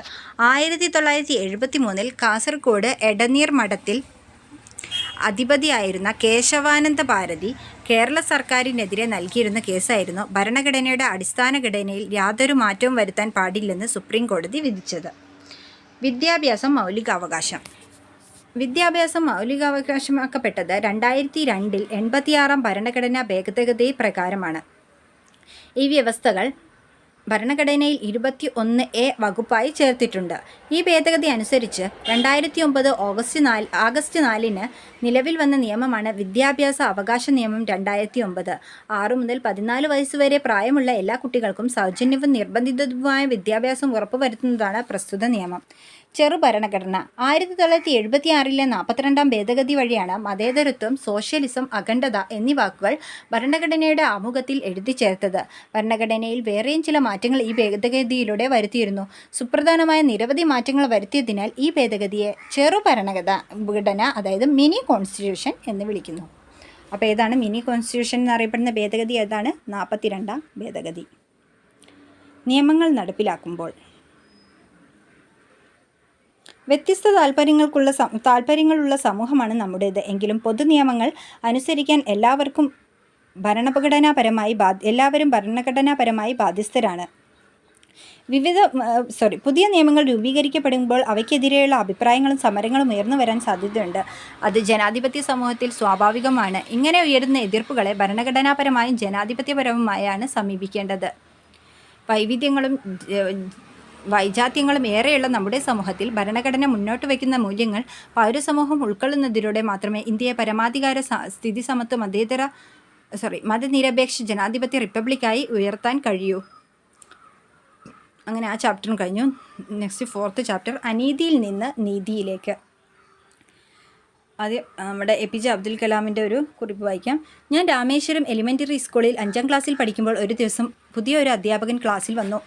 ഒരു മുസ്ലിമാണെന്ന് തിരിച്ചറിയും വിധം തൊപ്പി ധരിച്ചിരുന്ന ഞാൻ മുൻനിരയിൽ പൂണൂലിട്ട രാമനാഥ ശാസ്ത്രിയുടെ തൊട്ടടുത്താണ് പതിവായി ഇരുന്നിരുന്നത്. ഹൈന്ദവ പുരോഹിതൻ്റെ പുത്രൻ മുസ്ലിം ബാലനോടൊപ്പം ഇരിക്കുന്നത് ഉൾക്കൊള്ളാൻ ആ അധ്യാപകന് കഴിഞ്ഞില്ല. താൻ മനസ്സിലാക്കിയിരുന്ന സാമൂഹിക ക്രമം അനുസരിച്ച് എന്നോട് എഴുന്നേറ്റ് പോയി പിൻനിരയിലിരിക്കാൻ അദ്ദേഹം ആവശ്യപ്പെട്ടു. എനിക്ക് വലിയ ദുഃഖം തോന്നി. രാമനാഥ ശാസ്ത്രിയും സങ്കടപ്പെട്ടു. പിൻനിരയിലെ ഇരിപ്പിടത്തിലേക്ക് ഞാൻ മാറിയപ്പോൾ വിതുമ്പിക്കരയുന്ന അദ്ദേഹത്തിൻ്റെ മുഖം എൻ്റെ മനസ്സിൽ മായാത്ത മുദ്രയായി. സ്കൂൾ വീട്ടിൽ ചെന്നപ്പോൾ ഞങ്ങൾ ഇരുവരും മാതാപിതാക്കളോട് ഈ സംഭവത്തെക്കുറിച്ച് പറയുകയുണ്ടായി. ലക്ഷ്മണ ശാസ്ത്രി ആ അധ്യാപകനെ വിളിപ്പിച്ചു. എന്നിട്ട് ഞങ്ങളുടെ സാന്നിധ്യത്തിൽ തന്നെ നിഷ്കളങ്കരായ കുട്ടികളുടെ മനസ്സിൽ സാമൂഹിക അസമത്വത്തിൻ്റെയും അസഹിഷ്ണുതയുടെയും വിഷം പരത്തരുതെന്ന് പറയുകയുണ്ടായി. തൻ്റെ തെറ്റായ പ്രവൃത്തിയിൽ ആ അധ്യാപകൻ ഖേദിച്ചുവെന്ന് മാത്രമല്ല, ലക്ഷ്മണ ശാസ്ത്രി നൽകിയ ശക്തമായ സന്ദേശത്തിൻ്റെ ചൈതന്യം വഴി ആത്യന്തികമായി പരിവർത്തനപ്പെടുകയും ഉണ്ടായി. അദ്ദേഹത്തിൻ്റെ ഡോക്ടർ APJ അബ്ദുൽ കലാമിൻ്റെ അഗ്നിച്ചിറകുകൾ എന്ന ആത്മകഥയിലെ ഒരു ഭാഗമാണിത്. ഇന്ത്യൻ രാഷ്ട്രപതിയായിരുന്ന ഡോക്ടർ APJ അബ്ദുൽ കലാമിൻ്റെ കുട്ടിക്കാലത്തെ അനുഭവമാണിത്. സമൂഹത്തിലെ ചില വിഭാഗങ്ങൾക്ക് അർഹിക്കപ്പെട്ടിരുന്ന പരിഗണന നൽകാതെ മാറ്റി നിർത്തുന്ന സാഹചര്യം നിലനിന്നിരുന്നു എന്നാണ് APJ അബ്ദുൽ കലാമിൻ്റെ ഈ അനുഭവം സൂചിപ്പിക്കുന്നത്. സമൂഹത്തിൻ്റെ മുഖ്യധാരയിൽ നിന്ന് വ്യക്തികളെ ഒഴിവാക്കൽ, അവസരങ്ങൾ നിഷേധിക്കൽ, സാമൂഹികമായി വിവേചിക്കൽ തുടങ്ങിയ പ്രവണതകളെയാണ് അനീതി എന്ന് വിശേഷിപ്പിക്കുന്നത്. മുൻവിധിയോടെ ചില സാമൂഹിക വിഭാഗങ്ങളെ അവരുടെ ജാതിയുടെയോ മതത്തിൻ്റെയോ വർഗത്തിൻ്റെയോ പേരിൽ ഒഴിവാക്കിയിരുന്നു. കഴിവുകളുണ്ടായിട്ടും തൊഴിലും വിദ്യാഭ്യാസവും അവസരങ്ങളും നിഷേധിക്കുക, അവസരങ്ങളുണ്ടായിട്ടും നൽകാതിരിക്കുക, വ്യക്തി എന്ന നിലയിലുള്ള പരിഗണനകൾ കൊടുക്കാതിരിക്കുക തുടങ്ങിയ പ്രവൃത്തികളിലൂടെയും ചില സാമൂഹിക വിഭാഗങ്ങളെ അരികുകളിലേക്കാക്കിയിരുന്നു. സാമൂഹിക നീതി നേടിയെടുക്കുന്നതിനായി നേതൃത്വം നൽകിയ പ്രധാന വ്യക്തികളെക്കുറിച്ചും സംഭവങ്ങളെക്കുറിച്ചുമാണ് ഈ പാഠഭാഗത്ത് ചർച്ച ചെയ്യുന്നത്. തുല്യ പരിഗണന ലഭിക്കേണ്ട ഇടങ്ങളിൽ നിന്ന് ചില വിഭാഗങ്ങളെ മാറ്റി നിർത്തുന്ന പ്രക്രിയയാണ് അരികുവൽക്കരണം ഓർ പാർശ്വവൽക്കരണം, അതായത് മാർജിനലൈസേഷൻ എന്ന് പറയുന്നത്. പ്രകൃതി ദുരന്തങ്ങൾ, മനുഷ്യനിർമ്മിത ദുരന്തങ്ങൾ എന്നിവയാൽ സ്വന്തമായുണ്ടായിരുന്ന വസ്തുവകകൾ നഷ്ടപ്പെടുന്നതിലൂടെ അരികുവൽക്കരണം ഉണ്ടാകുന്നു. വെള്ളപ്പൊക്കം, ഭൂമികുലുക്കം, ഉരുൾപൊട്ടൽ, കടൽക്ഷോഭം മുതലായ പ്രകൃതി ദുരന്തങ്ങൾ വഴിയും യുദ്ധം, അപകടങ്ങൾ, വ്യവസായശാലകളിലെ ദുരന്തങ്ങൾ മുതലായ മനുഷ്യനിർമ്മിത ദുരന്തങ്ങൾ വഴിയും അരികുവൽക്കരണം സംഭവിക്കുന്നു. ജാതി, മത, ഗോത്ര, ലിംഗ പദവികളിലെ വ്യത്യാസത്തിൻ്റെ അടിസ്ഥാനത്തിൽ ചിലരെ മനഃപൂർവ്വം ഒഴിവാക്കുന്നത് വഴി അരികുവൽക്കരണം സംഭവിക്കുന്നു. വിദ്യാഭ്യാസത്തിനുള്ള അവസരം നിഷേധിക്കുന്നത് ഇതിനുദാഹരണമാണ്. ആരൊക്കെയാണ് സമൂഹത്തിൽ അരികുവൽക്കരണം നേരിടുന്നത്? സമൂഹത്തിൽ അരികുവൽക്കരപ്പെടുകയും വിവേചനം നേരിടുകയും ചെയ്യുന്ന നിരവധി വിഭാഗങ്ങളുണ്ട്. സ്ത്രീകൾ, ട്രാൻസ്ജെൻഡറുകൾ, ദളിതർ, ഗോത്രവിഭാഗക്കാർ, ന്യൂനപക്ഷങ്ങൾ, ദാരിദ്ര്യം നേരിടുന്നവർ, അഭയാർത്ഥികൾ, ഭിന്നശേഷിക്കാർ, ജയിൽ മോചിതർ തുടങ്ങിയവർ ഇതിനുദാഹരണങ്ങളാണ്. ഊരൂട്ടമ്പലത്തെ സർക്കാർ UP വിദ്യാലയം ഇനി അയ്യങ്കാളി പഞ്ചമി സ്മാരക വിദ്യാലയം. ഇത് നമ്മൾ 5th സ്റ്റാൻഡേർഡിലും പഠിച്ചിട്ടുണ്ട്. ഊരൂട്ടമ്പലം തിരുവനന്തപുരം. ഊരൂട്ടമ്പലം സർക്കാർ UP സ്കൂൾ ഇനി മുതൽ അയ്യങ്കാളി പഞ്ചമി സ്മാരക ഗവൺമെൻറ് UP സ്കൂൾ എന്നറിയപ്പെടും. കുടിപ്പള്ളിക്കൂടമായിരുന്ന ഊരൂട്ടമ്പലം ഗവൺമെൻറ് UPSലായിരുന്നു ചരിത്രം മാറ്റിമറിച്ച സമരത്തിന് അയ്യങ്കാളി തുടക്കം കുറിച്ചത്. പഞ്ചമി എന്ന ദളിത് ബാലികയെ സ്കൂളിൽ പഠിപ്പിക്കാൻ അനുവദിക്കാത്തതിൽ പ്രതിഷേധിച്ച് പഞ്ചമിയുടെ കൈ പിടിച്ച് അയ്യങ്കാളി സ്കൂളിലേക്ക് വരികയും സ്കൂളിൽ കയറ്റിയിരുത്തുകയും ചെയ്തു. പഞ്ചമി കയറിയതിൻ്റെ ഭാഗമായി ജന്മിമാർ സ്കൂളിന് തീവെച്ചു. പകുതി കത്തിയ ബെഞ്ച് ഉൾപ്പെടെയുള്ള അവശേഷിപ്പുകൾ ഇന്നും സ്കൂൾ മ്യൂസിയത്തിൽ കാണാം. താഴ്ന്ന ജാതി എന്ന് കരുതപ്പെട്ടവർക്ക് ചരിത്രപരമായി വിദ്യാഭ്യാസ അവസരങ്ങൾ ഉയർന്ന ജാതി എന്ന് കരുതപ്പെട്ടവർ നിഷേധിച്ചിരുന്നു. വിദ്യാഭ്യാസം നിഷേധിക്കപ്പെട്ടവർക്ക് തുല്യാവസരങ്ങൾ ലഭ്യമാക്കുവാൻ മഹാത്മാ അയ്യങ്കാളി പരിശ്രമിച്ചു.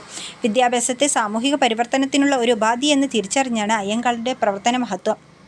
ദളിത് വിഭാഗങ്ങൾക്ക് വാഹനങ്ങളിൽ സഞ്ചരിക്കാനും പൊതുവഴിയിൽ നടക്കാനും നല്ല വസ്ത്രങ്ങൾ ധരിക്കാനും വിദ്യാഭ്യാസം നേടാനും അവകാശമില്ലായിരുന്ന കാലമായിരുന്നു മുമ്പ് നിലനിന്നിരുന്നത്.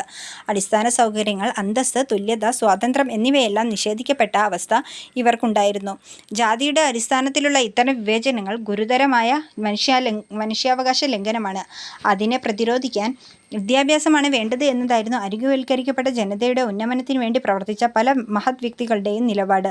വിദ്യ കൊണ്ട് പ്രബുദ്ധരാകുക എന്ന സന്ദേശം നൽകിയ ശ്രീനാരായണ ഗുരുവും മറ്റു നവോത്ഥാന നേതാക്കളും ആധുനിക വിദ്യാഭ്യാസത്തിന് പ്രചാരം നൽകിയ അരികുവൽക്കരണത്തെ എതിർത്തവരാണ്. കുര്യാക്കോസ് ഏലിയാസ് ചാവറ, അയ്യ വൈകുണ്ഠസ്വാമികൾ, ചട്ടമ്പി സ്വാമികൾ, വട്കം അബ്ദുൽ ഖാദർ മൗലവി, പൊയ്കയിൽ യോഹന്നാൻ, പണ്ഡിറ്റ് കെ പി കറുപ്പൻ, ദാക്ഷായണി വേലായുധൻ തുടങ്ങിയവരുടെ പ്രവർത്തനങ്ങൾ അതിനുദാഹരണമാണ്. ജ്യോതിറാവു ഫുലെ 1827-1890. ജാതിമത ചൂഷണത്തിന് വിധേയമായ സമൂഹത്തെ വിശേഷിപ്പിക്കുന്ന പദമാണ് ദളിത്. സാമൂഹിക മാറ്റത്തിന് തുടക്കം കുറിച്ച ജ്യോതിറാവു ഫുലെയാണ് ഈ പദം ആദ്യമായി ഉപയോഗിച്ചത്. സ്ത്രീകൾ, ദളിതർ എന്നിവർക്കായി വിദ്യാഭ്യാസ സ്ഥാപനങ്ങൾ ഫുലെ സ്ഥാപിച്ചു. സാവിത്രിബായി ഫുലെ പെൺകുട്ടികൾക്കായി ഇന്ത്യയിൽ ആദ്യമായി സ്ഥാപിച്ച പൂനെയിലെ വിദ്യാലയത്തിൻ്റെ പ്രധാന അധ്യാപികയായിരുന്നു സാവിത്രിബായി ഫുലെ. കൃഷിക്കാർക്കും തൊഴിലാളികൾക്കുമായി നിശാ പാഠശാല സ്ഥാപിച്ചു. വിദ്യാഭ്യാസ മേഖലയിലെ ഇവരുടെ സമഗ്ര സംഭാവനകൾ പരിഗണിച്ച് പൂനെ യൂണിവേഴ്സിറ്റിയെ സാവിത്രിബായി ഫുലെ പൂനെ യൂണിവേഴ്സിറ്റി എന്ന് പുനർനാമകരണം ചെയ്തു. പെരിയാർ ഇ വി രാമസ്വാമി നായ്ക്കർ സ്വാഭിമാന പ്രസ്ഥാനത്തിൻ്റെ സ്ഥാപകനും ഇന്ത്യയിലെ പ്രധാന ജാതിവിരുദ്ധ സമരനായകരിൽ ഒരാളുമാണ്. സാമൂഹിക പരിഷ്കർത്താവായ ഇദ്ദേഹം ബ്രാഹ്മണാധിപത്യത്തിലൂന്നിയുള്ള സാമൂഹിക വിവേചനത്തിനെതിരെ നിലകൊണ്ടു. സ്ത്രീ വിദ്യാഭ്യാസത്തിൻ്റെ പ്രാധാന്യത്തെക്കുറിച്ച് ബോധ്യപ്പെടുത്തി പ്രവർത്തിച്ച വ്യക്തി കൂടിയായിരുന്നു പെരിയാർ. ദളിതരെ പോലെ തന്നെ സാമൂഹികമായ അരികുവൽക്കരണം നേരിടേണ്ടി വന്ന മറ്റൊരു വിഭാഗമാണ് ഗോത്രജനത. പ്രത്യേക ഭൂമിശാസ്ത്ര മേഖലകളിൽ പ്രാചീനകാലം മുതൽ ഒത്തൊരുമിച്ച് താമസിക്കുന്ന ഗോത്രജനത സ്വന്തമായി അറിവുകൾ നിർമ്മിക്കുകയും അവ പ്രയോഗിച്ച് ജീവിക്കുകയും ചെയ്യുന്നു. അവർക്ക് തനത് ജീവിത രീതിയും കലയും സാംസ്കാരിക മൂല്യങ്ങളും പിന്തുടരുന്നവരാണ്. ഗോത്രജനതയുടെ സാംസ്കാരിക സംഭാവനകൾക്ക് മുൻകാലങ്ങളെക്കാൾ പൊതുസമൂഹത്തിൽ സ്വീകാര്യത കൈവന്നിട്ടുണ്ട്. വസിക്കുന്ന ഇടങ്ങളിലെ വിഭവങ്ങളിൽ പൂർണ്ണാധികാരം ഉണ്ടായിരുന്ന ഗോത്രജനതയ്ക്ക് ആ അധികാരം കാലക്രമേണ നഷ്ടമായി. അതുമൂലമാണ് ഈ സാമൂഹിക വിഭാഗം അരികുവൽക്കരിക്കപ്പെട്ടത്. വെയിർ എൽവിൻ ഇന്ത്യൻ നരവംശശാസ്ത്രത്തിൽ ഏറ്റവും പ്രധാനപ്പെട്ട സംഭാവനകൾ നൽകിയ വ്യക്തികളിൽ ഒരാളാണ് വെറിയർ എൽവിൻ. ഗോത്ര മനുഷ്യരുടെ തനത് ജീവിതത്തിൻ്റെ സംരക്ഷണത്തിനു വേണ്ടി പ്രവർത്തിച്ചു. ഗോത്രവർഗ മനുഷ്യരോടുള്ള ഇന്ത്യയുടെ നയം രൂപീകരിക്കുന്നതിൽ കാര്യമായി സ്വാധീനം ചെലുത്തിയ വ്യക്തി. സമൂഹത്തിലെ മുഖ്യ വിഭാഗക്കാർ ഉൽപ്പാദിപ്പിക്കുന്ന അറിവ്, കല, സംസ്കാരം എന്നിവ മാത്രമാണ് മൂല്യമേറിയത് എന്ന ധാരണ പല കാലങ്ങളായി നിലനിന്നിരുന്നു. എന്നാൽ കല, ഭാഷ, സാഹിത്യം, വൈദ്യം, കൃഷി തുടങ്ങിയ മേഖലകളിൽ പ്രകൃതിയെ അടുത്തറിഞ്ഞു നേടിയ മികച്ച വിജ്ഞാനവും നാട്ടറിവും സ്വന്തമായുള്ളവരാണ് ഗോത്രജനത. തനതായ സംഗീത പാരമ്പര്യമുള്ള നിരവധി ഗോത്ര വിഭാഗക്കാരുണ്ട്. ഡോക്ടർ എ അയ്യപ്പൻ തൃശ്ശൂർ ജില്ലയിൽ പാവറട്ടിയിൽ 1905 ഫെബ്രുവരി 5-നാണ് അയ്യപ്പൻ്റെ ജനനം. ഇന്ത്യൻ സംസ്കാരങ്ങളെക്കുറിച്ച് പഠിച്ച പ്രമുഖ നരവംശ ശാസ്ത്രജ്ഞനാണ്. ലണ്ടൻ സ്കൂൾ ഓഫ് ഇക്കണോമിക്സിൽ നിന്ന് മലിനോവ്സ്കിയുടെയും റൈമണ്ട് ഫിയത്തിൻ്റെയും കീഴിൽ ഗവേഷണം പഠനം പൂർത്തിയാക്കി. കേരളത്തിലെ ഈഴവ ഗോത്ര സമുദായങ്ങളെക്കുറിച്ചുള്ള പഠനത്തിന് സമഗ്ര സംഭാവനകൾ നൽകി. നഞ്ചിയമ്മ പാലക്കാട് ജില്ലയിലെ അട്ടപ്പാടിയിലെ ഇരുള വിഭാഗത്തിൽ നിന്ന നഞ്ചിയമ്മക്കായിരുന്നു 2020 രാജ്യത്തെ മികച്ച ഗായികക്കുള്ള ദേശീയ ചലച്ചിത്ര പുരസ്കാരം ലഭിച്ചത്. ഗോത്രവിഭാഗങ്ങളിൽ നിന്ന് ഈ പുരസ്കാരം നേടുന്ന ആദ്യത്തെയാളാണ് നഞ്ചിയമ്മ. കളകാത്ത സന്തനമേറെ വെഗുവോക്ക പൂത്തിരിക്കോ എന്ന് തുടങ്ങുന്ന ഗാനമായിരുന്നു നഞ്ചിയമ്മ ആലപിച്ചത്. സ്വന്തം ഭൂമിയിന്മേലുള്ള വൈവിധ്യമാർന്ന വാദ്യോപകരണങ്ങൾ നിർമ്മിച്ച് ഉപയോഗിക്കുന്നതിനുള്ള ശേഷിയും അവർക്കുണ്ടായിരുന്നു.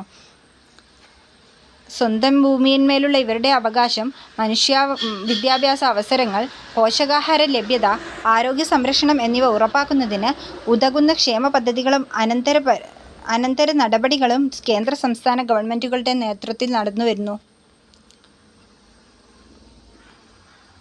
ഓക്കെ, ഇനി നിലമ്പൂർ ആയിഷ എഴുതിയ ഒരു എഴുതിയിട്ടുള്ള കുറച്ച് വാക്കുകളാണ്. അക്കാലത്ത് നാടകത്തിൽ അഭിനയിക്കാൻ സ്ത്രീകളെ കിട്ടുമായിരുന്നില്ല.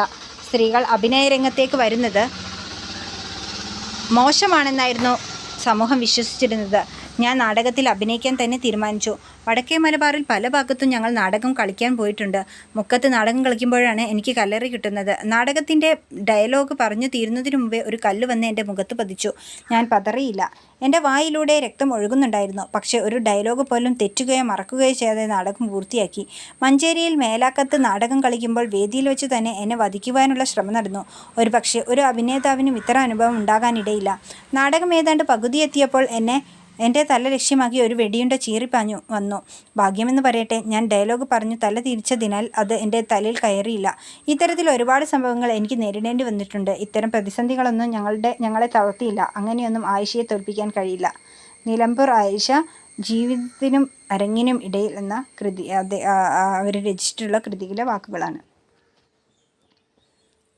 കേരളത്തിൽ അറിയപ്പെടുന്ന നാടക സിനിമാ പ്രവർത്തകയായ നിലമ്പൂർ ആയിഷയുടെ അനുഭവക്കുറിപ്പിൽ നിന്നുള്ള ഭാഗമാണിത്. സ്ത്രീകൾ കലാപ്രവർത്തനങ്ങൾ ഏർപ്പെടുന്നത് വിലക്കപ്പെട്ട ഒരു കാലം നമ്മുടെ സമൂഹത്തിലുണ്ടായിരുന്നു. കലയിൽ മാത്രമല്ല, സമൂഹത്തിൻ്റെ പല മേഖലകളിലും സ്ത്രീ ആയതുകൊണ്ട് മാത്രം അരികുവൽക്കരിക്കപ്പെടുകയും തുല്യാവസരം നിഷേധിക്കപ്പെടുകയും ചെയ്ത ധാരാളം അനുഭവങ്ങൾ ചരിത്രത്തിൽ കാണാൻ കഴിയും. കലാമേഖല, വിദ്യാഭ്യാസ മേഖല, തൊഴിൽ മേഖല, ഗാർഹിക ഇടങ്ങൾ എന്നിവിടങ്ങളിൽ അവർ താഴ്ന്ന പദവി മാത്രമേ അർഹിക്കുന്നുള്ളൂ എന്ന തെറ്റായ ധാരണ സമൂഹത്തിൽ നിലനിന്നിരുന്നു. പണ്ഡിത രമാബായി 19-ാം നൂറ്റാണ്ടിൽ സ്ത്രീകളുടെ അവകാശത്തിനും ശാക്തീകരണത്തിനുമായി പ്രവർത്തിച്ച ഇന്ത്യയിലെ സാമൂഹിക പരിഷ്കർത്താക്കളിൽ പ്രധാനപ്പെട്ട വ്യക്തി. വിധവകളുടെ വിദ്യാഭ്യാസവും ക്ഷേമവും പ്രധാന പ്രവർത്തന മേഖലയായിരുന്നു. ഇന്ത്യയിലെ സ്ത്രീകളുടെ അവസ്ഥയെക്കുറിച്ച് പഠിക്കുകയും പ്രശ്നങ്ങൾ പരിഹരിക്കാൻ വേണ്ട പ്രവർത്തനങ്ങൾക്ക് നേതൃത്വം നൽകുകയും ചെയ്തു. നെക്സ്റ്റ്, ഡോക്ടർ പുന്നൻ ലൂക്കോസ്. ഇന്ത്യൻ സർവകലാശാലകളിൽ സ്ത്രീകൾക്ക് MBBS പ്രവേശനം നൽകാത്തതിനാൽ ലണ്ടൻ യൂണിവേഴ്സിറ്റിയിൽ നിന്ന് അവർ ആ ബിരുദം കരസ്ഥമാക്കി. കേരളത്തിൽ വൈദ്യശാസ്ത്രത്തിൽ ബിരുദം നേടിയ ആദ്യ വനിത എന്ന നിലയിൽ പ്രശസ്തമായി. ആരാണ്? ഡോക്ടർ പുന്നൻ ലൂക്കോസ് ആണ് കേരളത്തിൽ വൈദ്യശാസ്ത്രത്തിൽ ബിരുദം നേടിയ ആദ്യ വനിത. തിരുവിതാംകൂർ ലെജിസ്ലേറ്റീവ് കൗൺസിലിലെ ആദ്യ വനിതാ പ്രതിനിധിയായിരുന്നു. Next, EK Janaki Ammal. കേരളത്തിലെ തലശ്ശേരിയിൽ ജനിച്ച വിശ്വപ്രസിദ്ധയായ സസ്യശാസ്ത്രജ്ഞ. കോയമ്പത്തൂരിലെ കരിമ്പ് ഗവേഷണ കേന്ദ്രത്തിൽ അത്യുൽപാദന ശേഷിയുള്ള സങ്കര ഇനം കരിമ്പ് വികസിപ്പിച്ചു. ബൊട്ടാണിക്കൽ സർവേ ഓഫ് ഇന്ത്യയുടെ ആദ്യ ഡയറക്ടർ ജനറലാണ്. 1977 രാജ്യം പത്മശ്രീ പുരസ്കാരം നൽകി ആദരിച്ചു. ട്രാൻസ്ജെൻഡർ വ്യക്തി എന്നാൽ ജനന സമയത്ത് ആ വ്യക്തിക്ക് നൽകിയിട്ടുള്ള ലിംഗപദവിയുമായി പൊരുത്തപ്പെടാത്ത വ്യക്തി എന്നാണ് അർത്ഥമാക്കുന്നത്. ഇതിന് ട്രാൻസ് പുരുഷനും ട്രാൻസ് സ്ത്രീയും ഉൾപ്പെടാം. ന്യൂനപക്ഷം മൊത്തം ജനസംഖ്യയിൽ എണ്ണത്തിൽ കുറവുള്ള വിഭാഗങ്ങൾ എന്ന അർത്ഥത്തിൽ പ്രയോഗിക്കുന്ന പദമാണ് ന്യൂനപക്ഷം.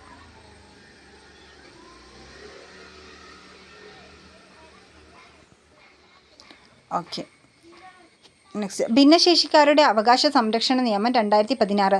ഭിന്നശേഷിക്കാർക്ക് വിവേചനരഹിതവും തുല്യതയിലൂന്നിയതുമായ സാമൂഹിക ജീവിതം ഉറപ്പുവരുത്താൻ നിലവിൽ വന്ന നിയമമാണിത്. പിന്നെ പാരാലിമ്പിക്സ്. ഭിന്നശേഷിയുള്ള അത്ലറ്റുകൾ മത്സരിക്കുന്ന അന്താരാഷ്ട്ര കായിക മത്സരമായ പാരാലിമ്പിക്സ് 1948 ആരംഭിച്ചത്. വിവേചനം തടയാൻ ഭരണഘടന. Doctor BR Ambedkar. ഇന്ത്യൻ ഭരണഘടനാ ശില്പി. ദളിതരുടെ സാമൂഹിക രാഷ്ട്രീയ ഉന്നമനത്തിനു വേണ്ടി ശക്തമായി പ്രവർത്തിച്ചു. ഇന്ത്യയിലെ അരികുവൽകൃത വിഭാഗങ്ങളുടെ പ്രശ്നങ്ങൾ തൻ്റെ രചനയിലൂടെ അവതരിപ്പിക്കുകയും അവർക്ക് നിയമപരമായ സംരക്ഷണം സാധ്യമാക്കുന്നതിനു വേണ്ടി നിലകൊള്ളുകയും ചെയ്തു. ഇന്ത്യൻ ഭരണഘടന എല്ലാ പൗരർക്കും തുല്യത ഉറപ്പുവരുത്തുന്നു. അനുച്ഛേദം 14 പ്രകാരമാണ് തുല്യത. മതം, വംശം, ജാതി, ലിംഗഭേദം, ജനിച്ച സ്ഥലം എന്നിവയുടെ പേരിൽ യാതൊരു വിവേചനവും പാടില്ല എന്ന് ഭരണഘടന അനുശാസിക്കുന്നു. അതാണ് അനുച്ഛേദം 15. നെക്സ്റ്റ്, പുരോഗതിക്ക് തടസ്സം നിൽക്കുന്ന സാമൂഹിക വ്യവസ്ഥകൾ, പരിസ്ഥിതി, രാഷ്ട്രീയ സാമ്പത്തിക ഘടകങ്ങൾ എന്നിവയാണ് ചില വിഭാഗങ്ങൾ അരികുവൽക്കരിക്കപ്പെടാൻ കാരണമാകുന്നത്. സമൂഹത്തിൻ്റെ വളർച്ചയ്ക്കും തുല്യനീതിയുള്ള ജനാധിപത്യ സമൂഹത്തിൻ്റെ നിലനിൽപ്പിനും എല്ലാവരെയും പരിഗണിക്കുന്ന സാമൂഹികാവസ്ഥ അത്യാവശ്യമാണ്. ഓക്കെ, ഈ ചാപ്റ്ററും കഴിഞ്ഞു. നെക്സ്റ്റ് 5th ചാപ്റ്ററാണ് നമ്മുടെ ഭൂമി. ഭൂമിയുടെ ഉള്ളറകളിലേക്ക്.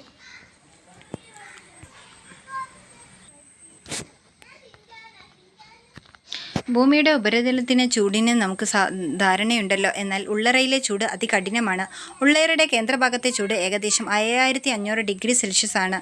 100 ഡിഗ്രി സെൽഷ്യസിലാണ് വെള്ളം തിളയ്ക്കുക എന്ന് നിങ്ങൾക്കറിയാമല്ലോ. അപ്പോൾ 5500 ഡിഗ്രി സെൽഷ്യസ് എന്ന് പറഞ്ഞാൽ എത്ര ഉണ്ടാവും?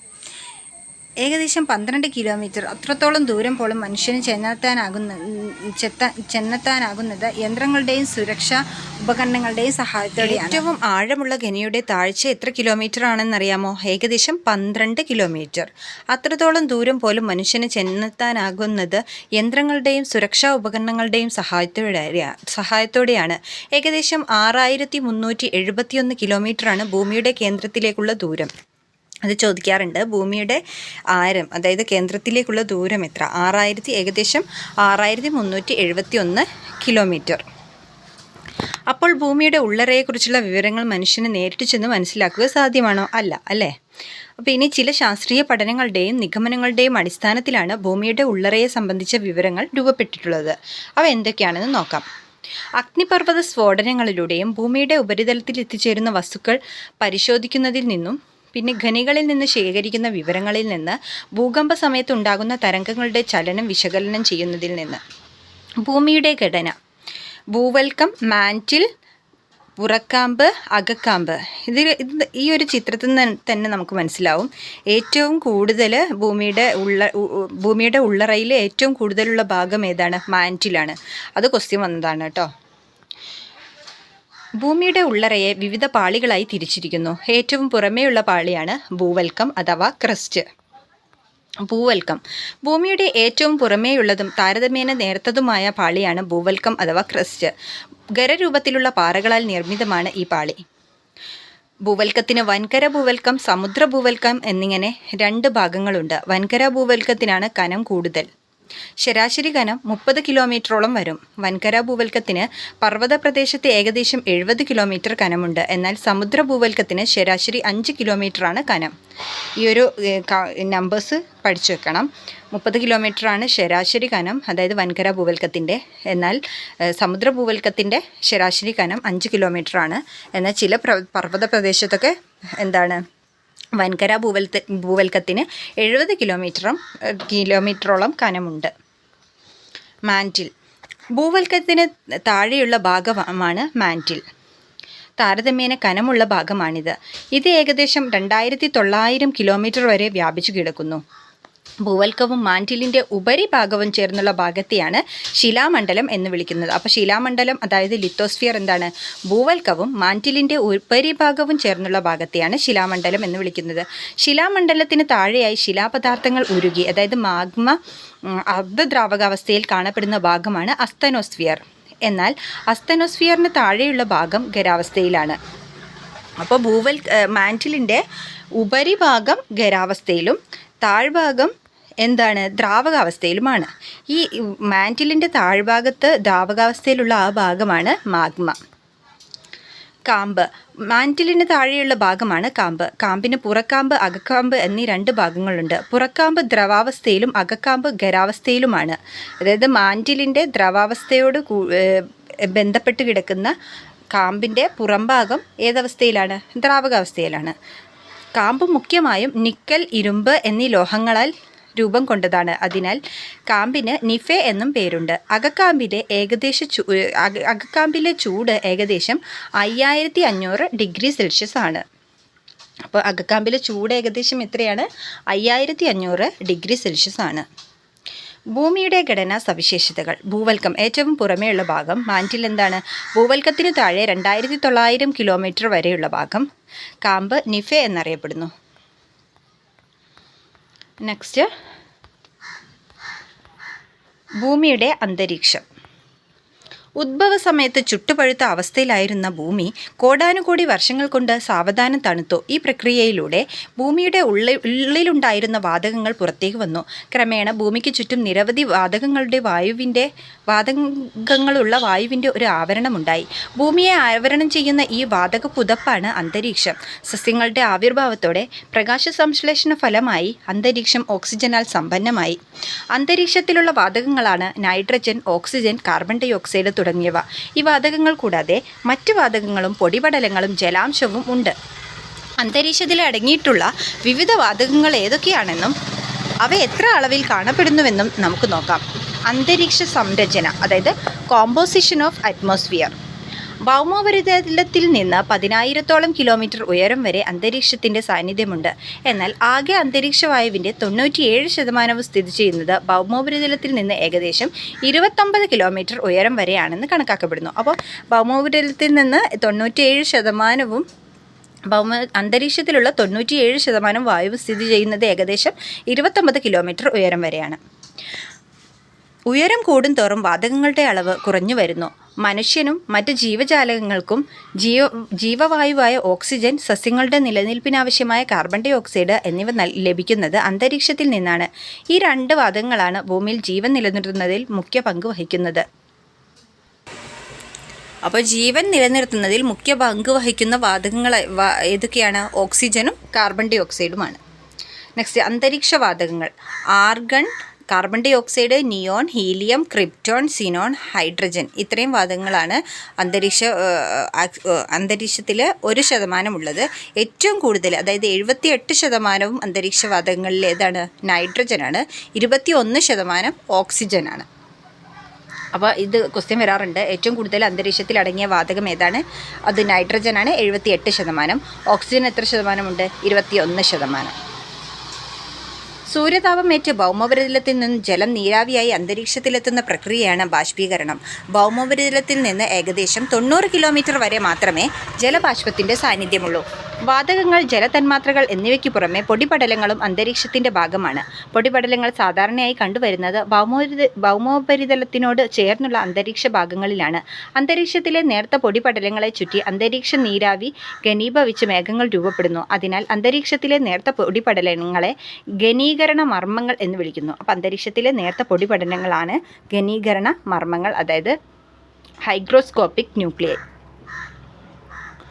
ഓക്കെ, ഏതൊക്കെ മാർഗങ്ങളിലൂടെയാണ് അന്തരീക്ഷത്തിൽ പൊടിപടലങ്ങൾ എത്തുന്നത്? കാറ്റിലൂടെ ഭൂമിയിൽ നിന്ന് ഉയർത്തപ്പെടുന്നവ, അഗ്നിപർവ്വതങ്ങളിലൂടെ പുറത്തു വരുന്നവ, ഉൽക്കകൾ കത്തുന്നതിലൂടെ ഉണ്ടാകുന്ന ചാരം. ഭൂമിയിലെ ജീവജാലങ്ങളുടെ നിലനിൽപ്പിലെ അന്തരീക്ഷം എങ്ങനെയെല്ലാം പ്രചോദനപ്പെടുന്നു? കാലാവസ്ഥാ പ്രതിഭാസങ്ങൾക്ക് കാരണമാകുന്നു. ഹാനികരങ്ങളായ സൂര്യരശ്മികളിൽ നിന്ന് സംരക്ഷിക്കുന്നു. ഇനി ജസ്റ്റ് പൊല്യൂഷനെ കുറിച്ച് ഇവിടെ പറയുന്നുണ്ട്, മലിനീകരണത്തെക്കുറിച്ച്. അതിൽപ്പെട്ടത് ഒന്നാണ് അമ്ലമഴ. ഇനി അമ്ലമഴ എന്താണെന്ന് നോക്കാം. കൽക്കരി, പെട്രോളിയ ഇന്ധനങ്ങൾ, ഡീസൽ തുടങ്ങിയവ കത്തുമ്പോൾ carbon dioxide, carbon monoxide, sulphur dioxide തുടങ്ങിയ നിരവധിയായ വാതകങ്ങൾ അന്തരീക്ഷത്തിൽ എത്തുന്നു. അവ മഴവെള്ളത്തോടൊപ്പം കലർന്ന് വെള്ളത്തിന് ആസിഡ് സ്വഭാവം കൈവന്ന് ഭൂമിയിലെത്തുന്നു. മഴവെള്ളത്തിൻ്റെ pH മൂല്യം 5-ൽ കുറവാണെങ്കിൽ അതിനെ അമ്ലമഴയായി കണക്കാക്കും. അപ്പോൾ അമ്ലമഴയുടെ pH എത്രയാണ്? 5-ൽ കുറവ്. മഴവെള്ളത്തിൻ്റെ pH മൂല്യം 5-ൽ കുറവാണെങ്കിൽ അതിനെ അമ്ലമഴ, അതായത് നമുക്കറിയാം 7-ൽ pH 7-ൽ കുറവാണെങ്കിൽ നമ്മൾ ശരിക്കും അതിനെ ആസിഡ് എന്നും 7-ൽ കൂടുതലാണെങ്കിൽ ആൽക്കലി എന്നാണല്ലോ പറയുക. അമ്ലമഴ എന്ന് പറയുന്നത് ആസിഡ് റെയിൻ ആണല്ലോ. അപ്പോൾ അസിഡിറ്റി എന്ന് പറയുമ്പോൾ 5-ൽ കുറവാണെങ്കിൽ നമുക്ക് അമ്ലമഴ എന്ന് പറയാം. ശുദ്ധജലത്തിൻ്റെ pH മൂല്യം 7 ഓക്കെ. ഇനി പുകമഞ്ഞ്. പുകയും, അതായത് സ്മോക്ക്, മൂടൽമഞ്ഞും, അതായത് ഫോഗ്. അതായത് പുകയും മൂടൽമഞ്ഞും ചേർന്നാണ് പുകമഞ്ഞ് രൂപപ്പെടുക. വ്യവസായശാലകൾ, നിർമ്മാണ പ്രവർത്തനങ്ങൾ, വാഹനങ്ങൾ, കാർഷിക വിളകളുടെ അവശിഷ്ടങ്ങൾ കത്തിക്കൽ തുടങ്ങിയ പ്രവർത്തനങ്ങളിലൂടെ ഉണ്ടാകുന്ന പുകയും പൊടിപടലങ്ങളും അന്തരീക്ഷത്തിൽ നിറയുന്നു. ഇവ മഞ്ഞുമായി കലർന്ന് പുകമഞ്ഞ് രൂപപ്പെടുന്നു. പക്ഷാഘാതം, ഹൃദ്രോഗം, ശ്വാസകോശ രോഗങ്ങൾ എന്നിവ വർദ്ധിക്കാൻ വായുമലിനീകരണം കാരണമാകുന്നുവെന്ന് പല പഠനങ്ങളും ചൂണ്ടിക്കാണിക്കുന്നു. ഇനി പലതുണ്ട് പരിഹാരങ്ങൾ. സൈക്കിള് ഉപയോഗിക്കുക, അതുപോലെ പബ്ലിക് ട്രാൻസ്പോർട്ട് ഉപയോഗിക്കുക, സോളാർ യൂസ് ചെയ്യുക, മരങ്ങൾ വെച്ച് നട്ടുപിടിപ്പിക്കുക, ഇങ്ങനെ നമുക്കറിയുന്ന കാര്യങ്ങളാണ്. പിന്നെ അന്തരീക്ഷ ഘടന. താപവ്യത്യാസത്തിൻ്റെ അടിസ്ഥാനത്തിൽ അന്തരീക്ഷത്തെ 5 വ്യത്യസ്ത പാളികളായി തരംതിരിച്ചിരിക്കുന്നു. ഇത് ഇമ്പോർട്ടൻ്റ് ആണ്. ഏതൊക്കെയാണ്? Troposphere, stratosphere, mesosphere, thermosphere, exosphere. അന്തരീക്ഷ പാളികൾ. ട്രോപ്പോസ്ഫിയർ ഏറ്റവും താഴെയുള്ള പാളി അല്ലേ? അന്തരീക്ഷത്തിലെ ഏറ്റവും താഴെയുള്ള പാളിയാണിത്. ഇതിന് ഭൗമോപരിതലത്തിൽ നിന്ന് ശരാശരി 11 കിലോമീറ്റർ വരെ ഉയരം വരും. ധ്രുവപ്രദേശത്ത് ഏകദേശം 8 കിലോമീറ്ററും ഭൂമധ്യരേഖ പ്രദേശത്ത് 18 കിലോമീറ്ററും ഉയരമാണുള്ളത്. ഇതൊക്കെ കറക്റ്റ് പഠിച്ചു വെക്കണം, ഈ നമ്പേഴ്സൊക്കെ. ഭൂമധ്യരേഖ പ്രദേശത്ത് ചൂട് കൂടുതലായതിനാലാണിത്. പൊടിപടലങ്ങളും ജലബാഷ്പവും ഏറ്റവും കൂടുതൽ ഈ പാളിയിലാണുള്ളത്. കൂടാതെ മേഘരൂപീകരണം, മഴ, മഞ്ഞ്, കാറ്റ് തുടങ്ങിയ അന്തരീക്ഷ പ്രതിഭാസങ്ങളും സംഭവിക്കുന്നത് ഈ പാളിയിൽ തന്നെയാണ്. ട്രോപ്പോസ്ഫിയറിൻ്റെ ഒരു പ്രധാന സവിശേഷത ഭൗമോപരിതലത്തിൽ നിന്ന് ഓരോ 165 മീറ്റർ ഉയരത്തിലും 1 ഡിഗ്രി സെൽഷ്യസ് എന്ന തോതിൽ അന്തരീക്ഷ താപനില കുറയുന്നു എന്നതാണ്. ഇതിനെ ക്രമമായ താപനഷ്ട നിരക്ക്, അതായത് നോർമൽ ലാപ്സ് റേറ്റ് എന്ന് വിളിക്കുന്നു. ഇനി സ്ട്രാറ്റോസ്ഫിയർ. ട്രോപ്പോസ്ഫിയറിന് തൊട്ടുമുകളിലുള്ള അന്തരീക്ഷ പാളിയാണിത്. ഭൗമോപരിതലത്തിൽ ശരാശരി 50 കിലോമീറ്റർ വരെയാണ് ഉയരം. സ്ട്രാറ്റോസ്ഫിയറിൽ ഒരു നിശ്ചിത ഉയരം കഴിയുമ്പോൾ താപം വർദ്ധിച്ചു വരുന്നതായി കാണാം. സ്ട്രാറ്റോസ്ഫിയറിലാണ് ഓസോൺ പാളിയുള്ളത്. ഇത് ഉപരിതലത്തിൽ നിന്ന് ഏകദേശം 25 കിലോമീറ്റർ ഉയരത്തിലാണ് നിലകൊള്ളുന്നത്. ഓസോൺ ഭൂമിയുടെ രക്ഷാകവചം. ഇനി ഓസോണിനെ കുറിച്ച് നോക്കാം. സൂര്യനിൽ നിന്നുള്ള അപകടകാരികളായ അൾട്രാവയലറ്റ് രശ്മികളെ തടഞ്ഞു നിർത്തി ഭൂമിയെ സംരക്ഷിക്കുന്നത് അന്തരീക്ഷത്തിലെ ഓസോൺ വാതകങ്ങളുടെ സാന്നിധ്യമാണ്. അൾട്രാവയലറ്റ് രശ്മികൾ വർദ്ധിച്ച തോതിൽ ഭൗമോപരിതലത്തിൽ പതിച്ചാൽ അത് ജീവജാലങ്ങൾക്ക് ഹാനികരമാകുകയും ആവാസ വ്യവസ്ഥയെ ദോഷകരമായി ബാധിക്കുകയും ചെയ്യും. അൾട്രാവയലറ്റ് കിരണങ്ങൾ ഭൂമിയിൽ എന്തെല്ലാം ദോഷങ്ങളുണ്ടാക്കും? ആഹാര ശൃംഖലയുടെ തകർച്ച, കൃഷിനാശമുണ്ടാക്കും, സസ്യവളർച്ച മുരടിക്കും, അകാല വാർദ്ധക്യമുണ്ടാവും, അന്ധത, തിമിരം എന്നിവ ഉണ്ടാവും, ത്വക്കിലുണ്ടാകുന്ന ക്യാൻസർ ഉണ്ടാവാം. ഇനി ഓസോൺ ദിനം. എല്ലാ വർഷവും സെപ്റ്റംബർ 16 ലോക ഓസോൺ ദിനമായി ആചരിച്ചു വരുന്നു. അപ്പോൾ എന്നാണ് ലോക ഓസോൺ ദിനം? സെപ്റ്റംബർ 16. ഓസോൺ സംരക്ഷണത്തിൻ്റെ ആവശ്യകത സംബന്ധിച്ച് ജനങ്ങളിൽ അവബോധമുണ്ടാക്കുക, ഓസോൺ ശോഷണത്തിന് കാരണമായേക്കാവുന്ന ഉൽപ്പന്നങ്ങളുടെ ഉപയോഗം നിയന്ത്രിക്കുക എന്നിവയാണ് ഈ ദിനാചരണത്തിൻ്റെ ലക്ഷ്യങ്ങൾ. നെക്സ്റ്റ്, അപ്പോൾ നമ്മൾ ട്രോപ്പോസ്ഫിയർ പറഞ്ഞു, സ്ട്രാറ്റോസ്ഫിയർ പറഞ്ഞു. ഇനി നെക്സ്റ്റ് അടുത്ത പാളിയാണ് മീസോസ്ഫിയർ. സ്ട്രാറ്റോസ്ഫിയറിന് മുകളിൽ ഏകദേശം 50 കിലോമീറ്റർ മുതൽ 80 കിലോമീറ്റർ വരെ വ്യാപിച്ചിരിക്കുന്ന അന്തരീക്ഷ പാളിയാണിത്. ഈ പാളിയിലും ഉയരം കൂടുന്തോറും താപം കുറയുന്ന പ്രതിഭാസമുണ്ട്. ഭൗമോപരിതലത്തിൽ നിന്ന് ഏകദേശം 80 കിലോമീറ്റർ ഉയരത്തിലെത്തുമ്പോഴേക്കും താപനില -100, അതായത് -100 ഡിഗ്രി സെൽഷ്യസ് വരെ താഴുന്നു. അന്തരീക്ഷത്തിലെ ഏറ്റവും കുറഞ്ഞ താപനിലയാണ് ഇവിടെ അനുഭവപ്പെടുന്നത്. അപ്പോൾ ഇത് ക്വസ്റ്റ്യൻ വരാറുള്ളതാണ്. അന്തരീക്ഷത്തിലെ ഏറ്റവും കുറഞ്ഞ താപനില വരുന്നത് എവിടെയാണ്? മീസോസ്ഫിയറിൻ്റെ ഏറ്റവും ഉയർന്ന ഭാഗത്ത്, അതായത് മീസോപാസ് എന്നാണ് ആ ഭാഗത്തിന് പറയാം. ഭൗമാന്തരീക്ഷത്തിലേക്ക് കടന്നെത്തുന്ന ഉൽക്കകൾ മിക്കതും കത്തിച്ചാരമാകുന്നത് ഈ പാളിയിൽ വെച്ചാണ്. Next, thermosphere. മീസോസ്ഫിയറിന് മുകളിൽ ഏകദേശം 80 മുതൽ 400 കിലോമീറ്റർ വരെ ഉയരത്തിൽ സ്ഥിതി ചെയ്യുന്ന അന്തരീക്ഷ പാളിയാണ് തെർമോസ്ഫിയർ. ഉയരം കൂടുന്തോറും താപനില കൂടി വരുന്നു. തെർമോസ്ഫിയറിൻ്റെ താഴ്ന്ന ഭാഗത്തെ അയണോസ്ഫിയർ എന്ന് വിളിക്കുന്നു. ഇനി അയണോസ്ഫിയർ എന്താണെന്ന് നോക്കാം. അപ്പോൾ എന്താണ് തെർമോസ്ഫിയറിൻ്റെ താഴ്ന്ന ഭാഗമാണ് അയണോസ്ഫിയർ. അന്തരീക്ഷത്തിൻ്റെ ഏകദേശം 80 മുതൽ 400 കിലോമീറ്റർ വരെ ഉയരത്തിൽ അൾട്രാവയലറ്റ്, എക്സ്റേ തുടങ്ങിയ തീവ്ര സൂര്യരശ്മികൾ വാതക തന്മാത്രകളെ അയോണുകളാക്കി മാറ്റുന്നു. ഈ പ്രക്രിയയെ അയോണീകരണം എന്നും ഈ പ്രവർത്തനം നടക്കുന്ന മണ്ഡലത്തെ അയണോസ്ഫിയർ എന്നും വിളിക്കുന്നു. അയോണുകൾക്ക് വൈദ്യുതിയെ കടത്തിവിടാൻ കഴിയും. റേഡിയോ തരംഗങ്ങൾ വൈദ്യുതകാന്തിക തരംഗങ്ങളാണ്. അതുകൊണ്ട് ഈ മേഖല റേഡിയോ തരംഗങ്ങളുടെ ദീർഘദൂര പ്രക്ഷേപണം സാധ്യമാക്കുന്നു. അപ്പോൾ അയോണോസ്ഫിയറിലൂടെയാണ് റേഡിയോ തരംഗങ്ങളുടെ ദീർഘദൂര പ്രക്ഷേപണം നടത്തുന്നത്. അയോണോസ്ഫിയർ എവിടെയാണ്? തെർമോസ്ഫിയറിൻ്റെ താഴ്ന്ന ഭാഗത്തെയാണ് നമ്മൾ അയോണോസ്ഫിയർ എന്ന് വിളിക്കുന്നത്. Next, exosphere. അന്തരീക്ഷത്തിലെ ഏറ്റവും മുകളിലുള്ള പാളിയാണിത്. 400 കിലോമീറ്ററിന് മുകളിൽ സ്ഥിതി ചെയ്യുന്ന എക്സോസ്ഫിയർ എന്ന അന്തരീക്ഷ പാളിയിൽ വായു തന്മാത്രകളുടെ സാന്നിധ്യം ക്രമേണ കുറഞ്ഞ് ബഹിരാകാശത്തിൻ്റെ ഭാഗമായി മാറുന്നു. അപ്പോൾ എക്സോസ്ഫിയർ ഓരോന്നിൻ്റെയും പ്രത്യേകതകൾ അങ്ങനെ ഇതിൽ കൊടുത്തിട്ടുണ്ട്, ചേരുംപടി ചേർക്കാനാണ്. ഓക്കെ, അപ്പം ഭൂമിയുടെ ഉള്ളറ, അന്തരീക്ഷം, അന്തരീക്ഷ പാളികൾ, ഇവയുടെ സവിശേഷത എന്നിവ നാം വിശദമായി ചർച്ച ചെയ്തല്ലോ. ഭൂമിയിൽ സസ്യജന്തുജാലകങ്ങളുടെ നിലനിൽപ്പ് സാധ്യമാക്കുന്നതിൽ അന്തരീക്ഷത്തിലെയും ഭൗമോപരിതല സവിശേഷതകളുടെയും പങ്ക് നിർണായകമാണ്. അപ്പോൾ ഇത്രയാണ് ഈ ചാപ്റ്ററിൽ വരുന്നത്. നെക്സ്റ്റ് ചാപ്റ്റർ 6th ചാപ്റ്ററാണ് ഇന്ത്യൻ ഉപഭൂഖണ്ഡം. നാം വസിക്കുന്ന ഭൂമിയുടെ നാം വസിക്കുന്ന ഭൂമിയുടെ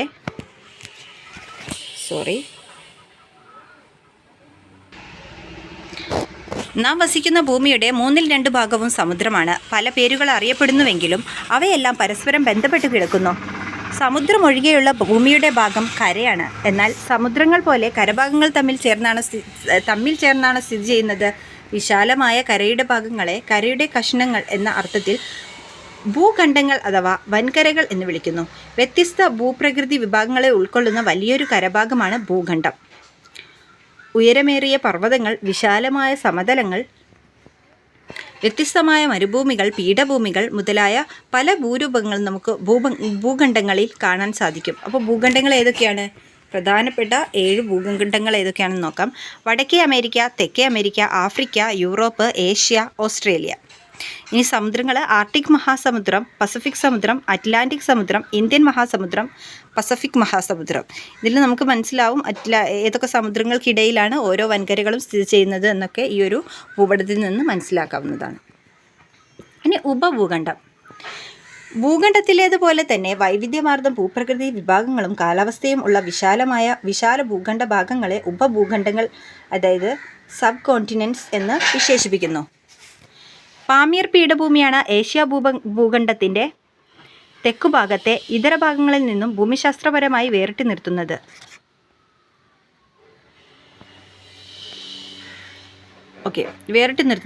ഉന്നതമായ പർവ്വത ശിഖരങ്ങൾ, വിശാലമായ സമതലങ്ങൾ, മരുഭൂമി പ്രദേശങ്ങൾ, കാഠിന്യമേറിയ ശിലകളാൽ നിർമ്മിതമായ പീഠഭൂമി പ്രദേശങ്ങൾ, തീരസമതലങ്ങൾ, ദ്വീപുകൾ എന്നിവയൊക്കെ ഉൾപ്പെടുന്നതാണ് ഇന്ത്യൻ ഉപഭൂഖണ്ഡത്തിൻ്റെ ഭൂപ്രകൃതി.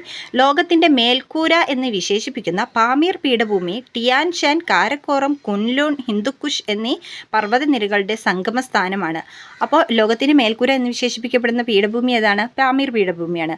അവിടെ ഏതൊക്കെ പർവ്വതനിരകളുടെ സംഗമ സ്ഥാനമാണത്? പാമീർ പീഠഭൂമി, ടിയാൻ ഷാൻ, കാരക്കോറം, കുൻലൂൺ, ഹിന്ദുക്കുഷ് എന്നീ പർവ്വതനിരകളുടെ സംഗമ സ്ഥാനമാണ് പാമീർ പീഠഭൂമി.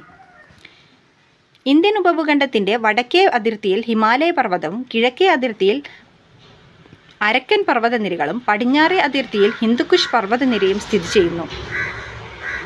ഇന്ത്യൻ ഉപഭൂഖണ്ഡത്തിൻ്റെ തെക്കേ അതിർത്തി ഇന്ത്യൻ മഹാസമുദ്രമാണ്. അപ്പോൾ ഇന്ത്യൻ ഉപഭൂഖണ്ഡത്തിൻ്റെ വടക്കേ അതിർത്തി ഹിമാലയം, കിഴക്കേ അതിർത്തി അരക്കൻ പർവ്വതനിരകൾ, പടിഞ്ഞാറേ അതിർത്തി ഹിന്ദുക്കുഷ് പർവ്വതനിര, പിന്നെന്താ തെക്കേ അതിർത്തി മഹാസമുദ്രം, ഇന്ത്യൻ മഹാസമുദ്രം. ഇത് ചോദിക്കുന്നതാണ് കേട്ടോ. ഒരു രാജ്യത്തിൻ്റെ പേരിൽ അറിയപ്പെടുന്ന ഏക സമുദ്രമാണ് ഇന്ത്യൻ മഹാസമുദ്രം. ഇനി പാകിസ്ഥാനിൽ ഹിന്ദുക്കുഷ് പർവ്വതനിര, നേപ്പാൾ, ഭൂട്ടാൻ എന്നീ രാജ്യങ്ങളിലായി ഹിമാലയൻ പർവ്വതനിര എന്നിവയാണ്. ഇന്ത്യൻ ഉപഭൂഖണ്ഡത്തിൻ്റെ വടക്ക് ഭാഗത്തുള്ള പർവ്വതനിരകൾ ഏതൊക്കെയാണെന്ന് നോക്കാം. ഇന്ത്യൻ ഉപഭൂഖണ്ഡത്തിൻ്റെ വടക്ക് ഭാഗത്തുള്ള പർവ്വതനിരകളാണ് പാകിസ്ഥാനിൽ ഹിന്ദുക്കുഷ് പർവ്വതനിര, ഇന്ത്യ, നേപ്പാൾ, ഭൂട്ടാൻ എന്നീ രാജ്യങ്ങളിലായി ഹിമാലയൻ പർവ്വതനിര എന്നിവയാണവ. ലോകത്തിലെ ഉയരമേറിയ മിക്ക കൊടുമുടികളും ഈ പർവ്വത മേഖലകളിലാണുള്ളത്. ഹിമാലയ പർവ്വതനിരകൾക്ക് തെക്ക് ഭാഗത്ത് വിശാലമായ സമതല പ്രദേശമാണുള്ളത്. സിന്ധു, ഗംഗ, ബ്രഹ്മപുത്ര എന്നീ നദികൾ വഹിച്ചുകൊണ്ടുവന്ന എക്കൽ നിക്ഷേപങ്ങളാലാണ് അതിവിശാലമായ ഈ സമതലം രൂപപ്പെട്ടിട്ടുള്ളത്. ഉത്തരമഹാസമതലം എന്ന് വിശേഷിപ്പിക്കുന്ന ഈ സമതല പ്രദേശങ്ങൾ ഉപഭൂഖണ്ഡത്തിൻ്റെ കിഴക്ക് മുതൽ പടിഞ്ഞാറ് വരെ വ്യാപിച്ചു കിടക്കുന്നു. അപ്പോൾ നമ്മുടെ ഇന്ത്യൻ ഉപഭൂഖണ്ഡത്തിൻ്റെ ഈ പർവ്വതനിരകൾക്ക് താഴെയായിട്ട് കിഴക്ക് മുതൽ പടിഞ്ഞാറ് വരെ സിന്ധു, ഗംഗ, ബ്രഹ്മപുത്ര എന്നീ നദികൾ വഹിച്ചു കൊണ്ടുവരുന്ന എക്കൽ നിക്ഷേപങ്ങളാൽ സമൃദ്ധമായ അതിവിശാലമായ സമതലമാണ് ഉള്ളത്. ഇനി ഇന്ത്യൻ ഉപഭൂഖണ്ഡം, അതിൻ്റെ ഒരു മാപ്പ് ഇവിടെ കൊടുത്തിട്ടുണ്ട്. നമ്മൾ പറഞ്ഞു കണ്ടോ, പീഠഭൂമി ടിയാൻ ഷാൻ, ഹിന്ദുക്കുഷ്, കുൻലൂൺ, ഈ പീഠഭൂമികൾ കൂടി ചേരുന്ന പാമീർ പീഠഭൂമിയുണ്ട്. പിന്നെ കാരക്കോറം, ലഡാക്ക്, സസ്കർ ഉണ്ട്. നെക്സ്റ്റ് നേപ്പാൾ, ഭൂട്ടാനൊക്കെ ഇന്ത്യയോട് ചേർന്ന്, ബംഗ്ലാദേശ്, ഈ 3 രാജ്യങ്ങൾ, പാകിസ്ഥാൻ എല്ലാം ഇന്ത്യയോട് ചേർന്ന് കിടക്കുന്നുണ്ട്. ഉത്തരേന്ത്യൻ സമതലങ്ങളുടെ സവിശേഷതകൾ എന്തൊക്കെയാണ്? ഫലഭൂയിഷ്ഠമായ മണ്ണ്, നിരപ്പാർന്ന ഭൂപ്രദേശം, നദികളാൽ ജലസമൃദ്ധം, ജനനിബിഡം. ഉത്തര മഹാസമതലത്തിന് തെക്കുഭാഗം പീഠഭൂമിയാണ്. ഇതിന് സമുദ്രനിരപ്പിൽ നിന്നും ഏകദേശം 150 മുതൽ 900 മീറ്റർ വരെ ഉയരമുള്ളതായി കണക്കാക്കുന്നു. ഏറെക്കുറെ ത്രികോണാകൃതിയിലുള്ള ഈ ഭൂഭാഗത്തിന് ഉപദ്വീപീയ പീഠഭൂമി എന്നാണ് പേര്. കണ്ടോ, ഇവിടെ ഉത്തര മഹാസമതലത്തിന് താഴെ ഈ താഴ്ഭാഗത്ത് വരുന്ന ഈ ഭാഗം ത്രികോണാകൃതിയിൽ ഏകദേശം വരുന്ന ഭാഗമാണ് ഉപദ്വീപീയ പീഠഭൂമി. ഇവിടെ കാണിക്കുന്നുണ്ട്, ഈ ഒരു മാപ്പിൽ കാണാം. ഉപദ്വീപീയ പീഠഭൂമിയുടെ വടക്കു പടിഞ്ഞാറായി ഇന്ത്യയിലും പാകിസ്ഥാനിലുമായി വ്യാപിച്ചു കിടക്കുന്ന വരണ്ട ഭൂപ്രദേശമാണ് താർ മരുഭൂമി. അപ്പോൾ ഉപദ്വീപീയ പീഠഭൂമിയുടെ വടക്കു പടിഞ്ഞാറായിട്ട് ഇന്ത്യയിലും പാകിസ്ഥാനിലുമായിട്ടാണ് താർ മരുഭൂമി വ്യാപിച്ചു കിടക്കുന്നത്. വളരെ വിരളമായി മാത്രം മഴ ലഭിക്കുന്ന ഈ പ്രദേശത്ത് കള്ളിമുൾച്ചെടികളും കുറ്റിച്ചെടികളുമാണ് സ്വാഭാവിക സസ്യജാലങ്ങൾ. ഇന്ത്യൻ ഉപഭൂഖണ്ഡത്തിന് ദൈർഘ്യമേറിയ തീരപ്രദേശമാണുള്ളത്. മാലിദ്വീപ്, ശ്രീലങ്ക എന്നീ ദ്വീപ് രാഷ്ട്രങ്ങളും ലക്ഷദ്വീപ്, ആൻഡമാൻ നിക്കോബാർ തുടങ്ങിയ ചെറിയ ദ്വീപ് സമൂഹങ്ങളും ഇന്ത്യൻ ഉപഭൂഖണ്ഡത്തിൻ്റെ ഭാഗമാണ്. നെക്സ്റ്റ് ഇന്ത്യൻ ഉപഭൂഖണ്ഡത്തിന് തനതായ കാലാവസ്ഥ സവിശേഷതകളാണുള്ളത്. കാലാവസ്ഥയിൽ പ്രാദേശിക വൈവിധ്യങ്ങൾ നിലനിൽക്കുമ്പോഴും ഇന്ത്യൻ ഉപഭൂഖണ്ഡത്തിൻ്റെ കാലാവസ്ഥ പൊതുവെ മൺസൂൺ കാലാവസ്ഥ എന്നറിയപ്പെടുന്നു.